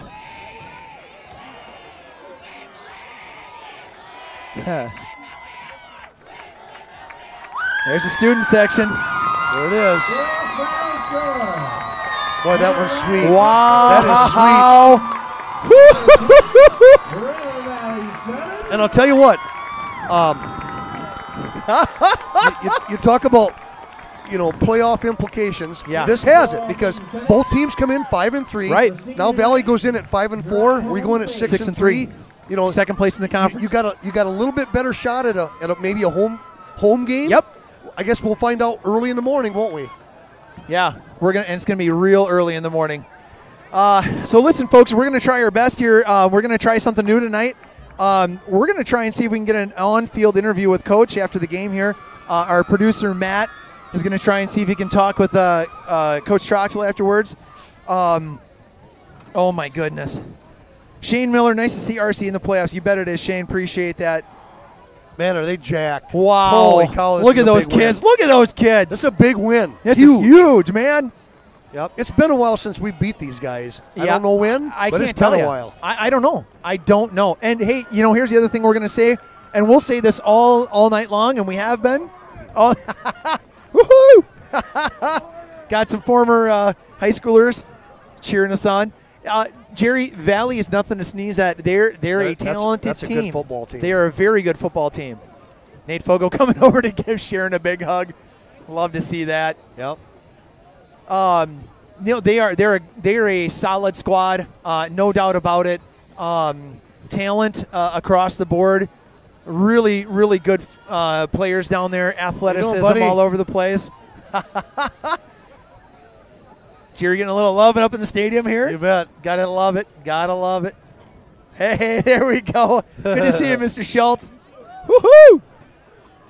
Yeah, that's sweet. Wow. I'll tell you what, that's huge. Tell you what, the Valley stand's emptied out pretty darn quick. Holy smokes. Way to go, Woody! Hey. Did you see the Prairie score? Wow. 22-19. Broadhead Judah beat them only by 3. 22-19. No, they only lost by 3. But they were up 7-6. ahead. Yeah. They were ahead a lot. Sorry, we're talking to some folks out here in the stands, and whoo, it's craziness. Absolute craziness. You got to love this stuff. Wow. Holy smokes. All right, we're going to see if we can get our on-field guy here pretty soon. We got Matt down on the sidelines here, hoping to get and Coach has got to be down there trying to jack up his players and loving this. Oh, awesome. My goodness. I saw Coach Schwartz heading down the stairs right before the end of the fourth quarter. He smiling ear to ear. It was wonderful. It was wonderful. Yeah. He jumped. Corey Thompson said he thought he jumped the fence. I think you might be right, buddy. It was a hop. I don't even think he hit the top No, rung it was or nothing. Just cleared it easy. And tomorrow he's going to be like, why did I do that? Oh, man. Hey, Tom. Great game tonight. Awesome job. What a man, game. Look at those kids. They're still all jacked up. They're just bouncing around. Yep. Oh, man, you got to love this stuff. Got to love this stuff. Look at them running through that tunnel. Oh, wow. Yep. Senior night, parent night. Yep. It doesn't get any better. No, it just doesn't. this is kind of the icing on the final regular season game heading into the playoffs next Friday. Oh, man. But you know what, Jerry? The thing was about this game was, I'm telling you, it was a nail-biter the whole time. Even when we're up 10-0, you're going, 10-0 don't last long sometimes, and especially against this team. You've heard Coach Troxel talk about the resiliency of these kids. You Yeah. know, if you were at Platteville last week or anything to do with that game, that was just a tough loss. I mean, it just seemed like no matter what we did, we nothing went our way. We got no breaks. Platteville played very well, and it was really hard to take that step back. It was. And I'll tell you what, these kids bounced back, and you saw that earlier in the season. They bounced back, and I mean they have played unbelievably well. And this is a good football team we just beat. A really good football team. All right. So we're going to get an on-field interview here? I'm not sure. It looks like Matt's coming back up, so we may not get anything tonight. It looks like it's just us. Maybe we got somebody coming up. I see we got I'm not sure what's happening here quite yet. I see Bryson Clarkson off to the side here on the track. Might have something going on there. We're trying to figure out what's happening here. Does he need a microphone? I'm not sure.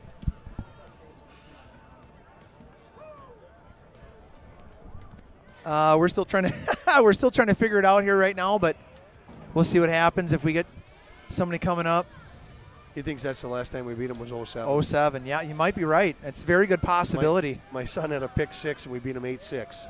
That might be it then. You might be absolutely correct there. Yeah. Crying out loud. That was in a monsoon mud hole, mud bog. It was It was bad. One of the prettiest games you ever saw, wasn't it? You couldn't even move. You couldn't even stand up. It's a slop, huh? It was just a slop hole, and the only thing good about that game was we won. Oh, look, we got some kids coming up. Hey, we need a battery for the GoPro. All right, so we're gonna have some kids coming up. I'm not sure who exactly we're gonna get, but pretty soon here should have a player or two. Maybe Bryson. Maybe Bryson Clarkson might have been one of them. Last win over Valley, Leif Carlson said in 05. Okay, was the last win. Well, we beat him in 07. Okay, so then it would have been. Oh, maybe it was last win against Valley here. Maybe it was that could be because 07 was at Valley. Okay, yep. All right. Yep. So I was there. I was soaked to the gills. A little bit drier tonight, but maybe not warmer. That was not a good evening to. I mean, like I said, we won. That was the only good thing to come out of that one. Yep. Yeah, radio said tonight too. It was 07. Okay. So probably Phil Nee on that call. So good to see that. Yeah. Holy cow! Woo wee. Hey, you guys, do you know if we have a battery for this one too? We lost battery on this guy. Do you have a battery for this one? Okay, we will. So it looks like we got Coach Schwartz maybe coming up, giving us a little interview. Let's hope. Talk to the old sage. Let's see what we got happening here. And I need some. We talking to you tonight, Coach? Not that you're. How's that feel, bud? Way to go, buddy. It feels good. Oh, man. That was a huge win. Whew. This was a River Valley, Richland Center, old-time. Yeah? Slobber knocker. Yeah. Yep. Smash Mouth football tonight. It was. Those kids are. Oh, yeah. Yeah, we were talking about that all night. You guys might not be able to hear. Can we get a. I don't know if we have a feed. And what a way to bounce back after last week. I mean, that was a tough one here to we swallow. go. Here we go, Coach. Everybody got off the bus. Still nothing. Yeah. Still nothing. That helps. Keep talking, buddy. We'll keep you in here. Come on in, Sam. Well, you know what? Good job, man. There it is. You grab this thing, buddy. Actually, hold on. Don't grab that. Grab this first. Nice work out there, pal. Man. Now you can take this. Come on in. Come on in a little closer. We good on camera, you guys? You guys let us know. We're good? Yep, good. 07, we found out, was the last time. 07. Yeah. So here we are in 2021. Wow. Speaking of 21, you got him joining you here right now, so that's good to see both you guys Sure. here. So a couple things happening tonight. We got senior night, last conference game, Yep. and it's against Valley. That's a big one, always. It's big in every way, isn't it? Holy cow. So tonight, the pick in the end zone first half, oh my goodness. What? Once you grab that thing, what's the next thought in your head? No fly zone. I love it. Yeah. I think it was, trying to remember if it was Connor Ellenson or Bryson. Was it Bryson? Okay, somebody was saying, hey, they went on record that night and said, you best corner in the state. Hands down. They were putting their bets in right away. I'll tell you what, you made some big plays tonight. Not only on defense, but on offense, too. Some huge catches. The one I'm thinking is the one across the field where the guy had pretty decent coverage and you adjusted to the ball, going to the field and made the nice catch. And huge because it moved the sticks and got us in a scoring position. Yeah, that really changed the game for us because then we were able to get 10 and then outlast them. Yeah, that gets us in for the score, like you're saying, and keeps that drive alive too. Because if we don't get that drive's going to stall. Yep. It's a different situation with that. So, what does this mean to you guys tonight on senior night, man? Oh, this is amazing. What's the plans after the game? Don't tell me. Yeah, Don't tell me. That's we'll what see. I'll tell you what. This, we just talked about this. This has probably got some playoff implications. We're 6-3 now. They're 5-4.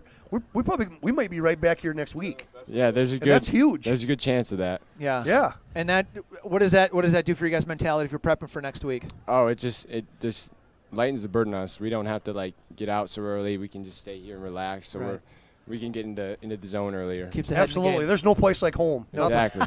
Click your I'd heels love to together be right on that back one. here next week. Absolutely. Awesome job tonight, dude. Thank you. Yeah, you can hand it over to that guy. He's talking next. Well done, sir. Yep, Sam. Great nice job. work. Great nice game. work. Great Offensive season. you bet. Great season too. All year long, buddy. We're there for you. There he is. Hey, way to go, Bryson. Nice job out there tonight. Well, what's your thoughts on this one? You got to get it a little close. So that's fine.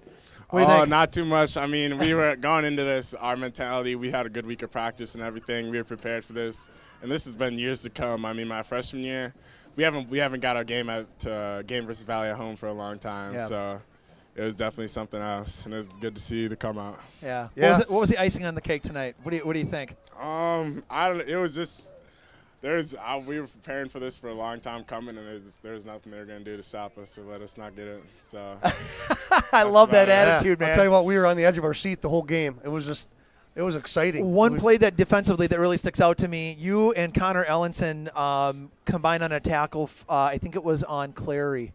And, oh, my goodness, Yeah. it was a bang, bang, and then he hit the ground. Yeah, Connor is all over the place, so it's great to have him too. We just have a strong defense overall. We're always out there giving each other everything, hyping each other up. Yep. So it's just great to see good energy and great mentality. You bet. Absolutely, and that You was bet. big tonight. That was really huge in this one. Absolutely. So hoping for a home game here again next week. Yeah, That puts us hopefully. second in the conference. Yep. Yeah. So what's the mentality for the rest of the week, buddy? Kind of like the same as this game. Going in this time, I told all these guys, I said, I didn't want this to be my last game at home. So hopefully next week we get that feeling again. And That's a get that great same way to look mentality. at it. You're absolutely That's a great right. approach. Absolutely right. Dude, we got to tell you, man, you're an animal out there. We love watching you play. You are all over the place. You and Ellenson, if we're talking clinics for sticking guys, dude, we have a great time calling those plays out there. So you just keep it up, dude. We're going to look forward to doing it next week. Sounds good. Congratulations on a great year. You bet. And good luck next week. Thank you. You bet. Take care, guys bud. do Nice great. job, Thanks, Bryson. See you, buddy. Well, Jerry, we got Who's there. this stranger? Who's this guy? No, we can't give this guy the mic. Too late. Too late. Well, what do you think, dude? I got to tell you, first and foremost, you guys are an amazing live stream crew. You know, I mean, It's these I guys. can't wait to get up and watch this and just see what a quality job that you guys did with this stuff. You know, that doesn't happen everywhere. You know, sometimes it's one-sided, and I know you guys do a very balanced approach when it comes to, you know, promoting both teams. So, And tonight that was easy to do. yeah. That's a heck of a football team out there. What a great football game. I Yeah, mean, just overall. a war. Just a war. And you kind of come in thinking that was We what were was going to expecting happen. that. But it was. Yeah, you know, It lived up to its billing. Yeah, after last week, you know, the fluke, I think, that happened at Platteville, and we told the boys it's going to be a dogfight from here on out. So mentally, you got to be ready to rock and roll for everything that we do. You know, the little things now are going to be the difference between staying alive in the playoffs and, you know, turning your stuff in and going home. Absolutely right. And honestly, we had Sam and we had Bryson up here, and both of them both said the same thing. They're just like, hey, this week of practice, it was just let's focus on the things we need to focus on. We were game's ready. in the past. Yeah. We really felt ready for this one, and they said that nothing was going to happen. I think Bryson said he didn't want this to be his last home game. So, hey, let's hope, What about tonight's game as far as playoff implications? You know, it makes us 6-3. Are we looking at maybe a good chance at a home game, maybe? Or who knows, to be honest with you. I mean, the way we've played defense and played tough all season long, I mean, they take the average of the first half points allowed. Okay. You know, and that's kind of thrown into it. And so when you look at that, you throw in, you know, the 12 points at Dodgeville, you know, the 28 against Broadhead, and then, you know, what happened at Platteville. Otherwise, everything else is a goose egg. Yeah, you know? So I think that's going to play into our favor. You bet. But we're probably not going to sleep tonight. At 2 a.m., the brackets come out, and we're going to see exactly who comes to town, or we got to get on a bus and take the show on the road. I heard you on the radio this morning, and then I heard Coach Eastlick right after that, and he talked about, you know, both 5-3 and how this was a big game tonight. Somebody's going to be 5-4, somebody's going to be 6-3, and I guess I like who is. That makes two of us, and I've got about 50 other guys out there that would agree with you. well, I got to tell you what, they're all getting our votes. We were talking about, and you know, some of these awards that these kids were up for at the beginning of the season and whatnot, and they're showing those things, you know, all the way through. I would agree with you. We had a little conversation a little bit this week about the Platteville game, and it kind of was just things just didn't jive right. It just the feel wasn't quite right, you know. But sometimes it takes a bit of a game, like a kind of humbling experience like that, kind of bring you back down to reality. We were on a 3-game win streak, and then sometimes that just kind of knocks you back into going, all right, well, let's take care of business on Friday. So. Yeah, absolutely. I mean, I'm so thrilled with our boys and our staff and how they've played and how they've coached and everything. And, you know, it's finally nice to kind of hear that glass ceiling shatter. Yeah. You know, I mean, you've kind of been looking up at the valleys and the prairies for some time, and now it's nice to kind of be in that mix now. I just thinking the same thing, you know. You take down both Blackhawks in the same year. I love that. I just that's love a good that. feeling. That's a good feeling. Because that's not easy to do. No, it's not. No, those are good not. programs, and they're just tough. And they're going to be great playoff teams. Oh, yeah, you know, and they nothing are. to say that we won't see Prairie again. Well, Prairie lost tonight, 22-19 to Broadhead Judah. Wow. They're going to be a dangerous and they were ahead of playoff Broadhead Judah. They were at, Wow. Yep. Wow. Yeah, it was crazy. They have progressively gotten better since our Yeah. game with those guys. So, Yep. yeah, they're going to be tough. Well, and I totally intend that we're going to have a head-to-head kind of matchup again. Yep. You know, yeah. And hopefully it runs through center. Let's hope so. What they have in common with us, they have great defense. Yeah. And they're in every game because they play really good defense. They shut these guys out. Yes. So I mean, and we do too. I mean, that's what you hang your head on your defense. And we did again really tonight. That. Yep. We did again tonight. They just they kept showed making up plays. tremendous tonight. Oh, that was a huge stop absolutely. there right before half. Yep. Yes. Oh, I mean, Because that's a game changer. If they get in that score, I mean, now you're looking at that's a whole new game at that point. Yep. And it's a killer going into half with them scoring a touchdown. But a pick, now that changes everything. Oh, no question. Yep. Absolutely. Yep. So, no, just super proud of these guys. You know, it's just a great time to be a Hornet, man. Yeah, it really is. It doesn't matter if it's on the football field, the soccer field, the math, the track, court. It's just great to be here in center. The thing that we loved at the very end tonight, I think it was on that 4th down play from Valley that they were trying to get the first. They were short on the yardage. All the kids on the sidelines, getting everybody in the stands. I mean, no one was sitting down. Yeah. Nobody. Yeah. You got to love to see that. This was another electric crowd. It really was. Big time. Yeah. I mean, and if we're here next week Friday, I'm gonna think it's probably gonna be packed again. I think so too. You know, we had close to 200 people watching Online. the live stream. Besides what was here. Yeah. Crazy. It's awesome. This is well, nuts. We're putting the call out right now to say if we're here next week, everybody better get their butts down here. Yeah. Oh, yeah. It's going to be standing room only. I can almost guarantee that. Awesome. Absolutely. You know? So, I mean, the Hornet faithful have been are behind us the whole time. Can I buy my ticket already or not? You know, I think you got to go through the WIAA. All right? I may know a couple pathways to get in here, you know, under the radar. Well, we'll talk to those Your guys. live stream crew might be like 50 people next week. Well, you know what? We might be able to use the hands. We never know. Absolutely. Coach, we're going to let you get back to those players and the rest of the coaches. And enjoy this one. You bet, buddy. Enjoy this one. We will. But at you know, at 2 in the morning, we'll know who we play. Yep, and then we'll get back to work. I'm pretty sure I'll get a message from you sometime this evening. I think I'm going to sleep in, to be honest with you. There you go. Yeah. All right. Yeah, we'll see what happens. But send us a text first of who we play. Yeah. Because I'm not going to sleep. Yeah. All right. We'll put it out there when we know. Sounds good. Awesome. All right, sounds awesome, good. Coach. Thanks, Nice guys. work tonight. Congratulations on this Congrats. win and this season. Awesome. Thank you. It's awesome. You bet. All right. Take Go care, Hornets. bud. Thanks a lot, Thanks. buddy. All right, folks. Well, you heard it here first. Well, or last, I guess maybe I should say. We'll be back next Friday, whether it's here or somewhere else. And as soon as we know it's going to get out there, we'll let you folks know what's happening. Dogfight tonight, Jerry. It was. Oh, my goodness. It really was. And it was an exciting game the whole time. There was never a dull moment, really, this evening. So and nobody's got to hang their head. I mean, River Valley played their hearts out, too. It was just a great football game both ways. It certainly was. There was – you kind of got the feeling – right away at the beginning of the game, nobody's walking away with this one tonight. It was going to be, and we knew it was probably going to be a huge defensive battle, and it lived up to the billing. It was great. It did. Great football. All right, well, thanks again to Mick Cosgrove Capital Wealth Advisory Group for sponsoring tonight's game. You picked a good one, Mick. Yeah, no kidding. It's been great. And thanks to our crew. What a crew we work with here. These folks, I got to tell you, people, these guys are just, all of these folks that we have working for us are amazing.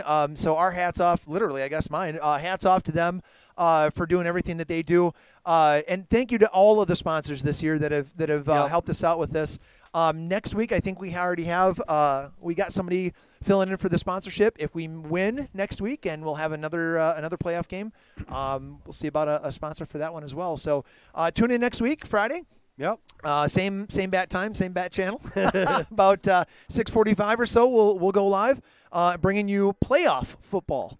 Boy, that sounds good. That sounds good. Sounds good. That just has a sweet sound. Yeah, it does. Yeah, it does. Well, Mark Chambers, Jerry Lentz, we're signing off. Hey, sign off. We'll Take it see easy, you guys. folks next Friday. Thank you. Thank you very much. Aligning your financial matters. Planning for your dreams. For today, retirement, and every moment between. Doing what you love is an investment worth keeping. Capital Wealth Advisory Group knows this. That's why our advisors take a client-focused approach to customize strategies to fit your lifestyle and goals. So while you do what you love, you know you are preparing for the future. Capital Wealth Advisory Group. We care for your financial well-being so you can spend time on what matters most.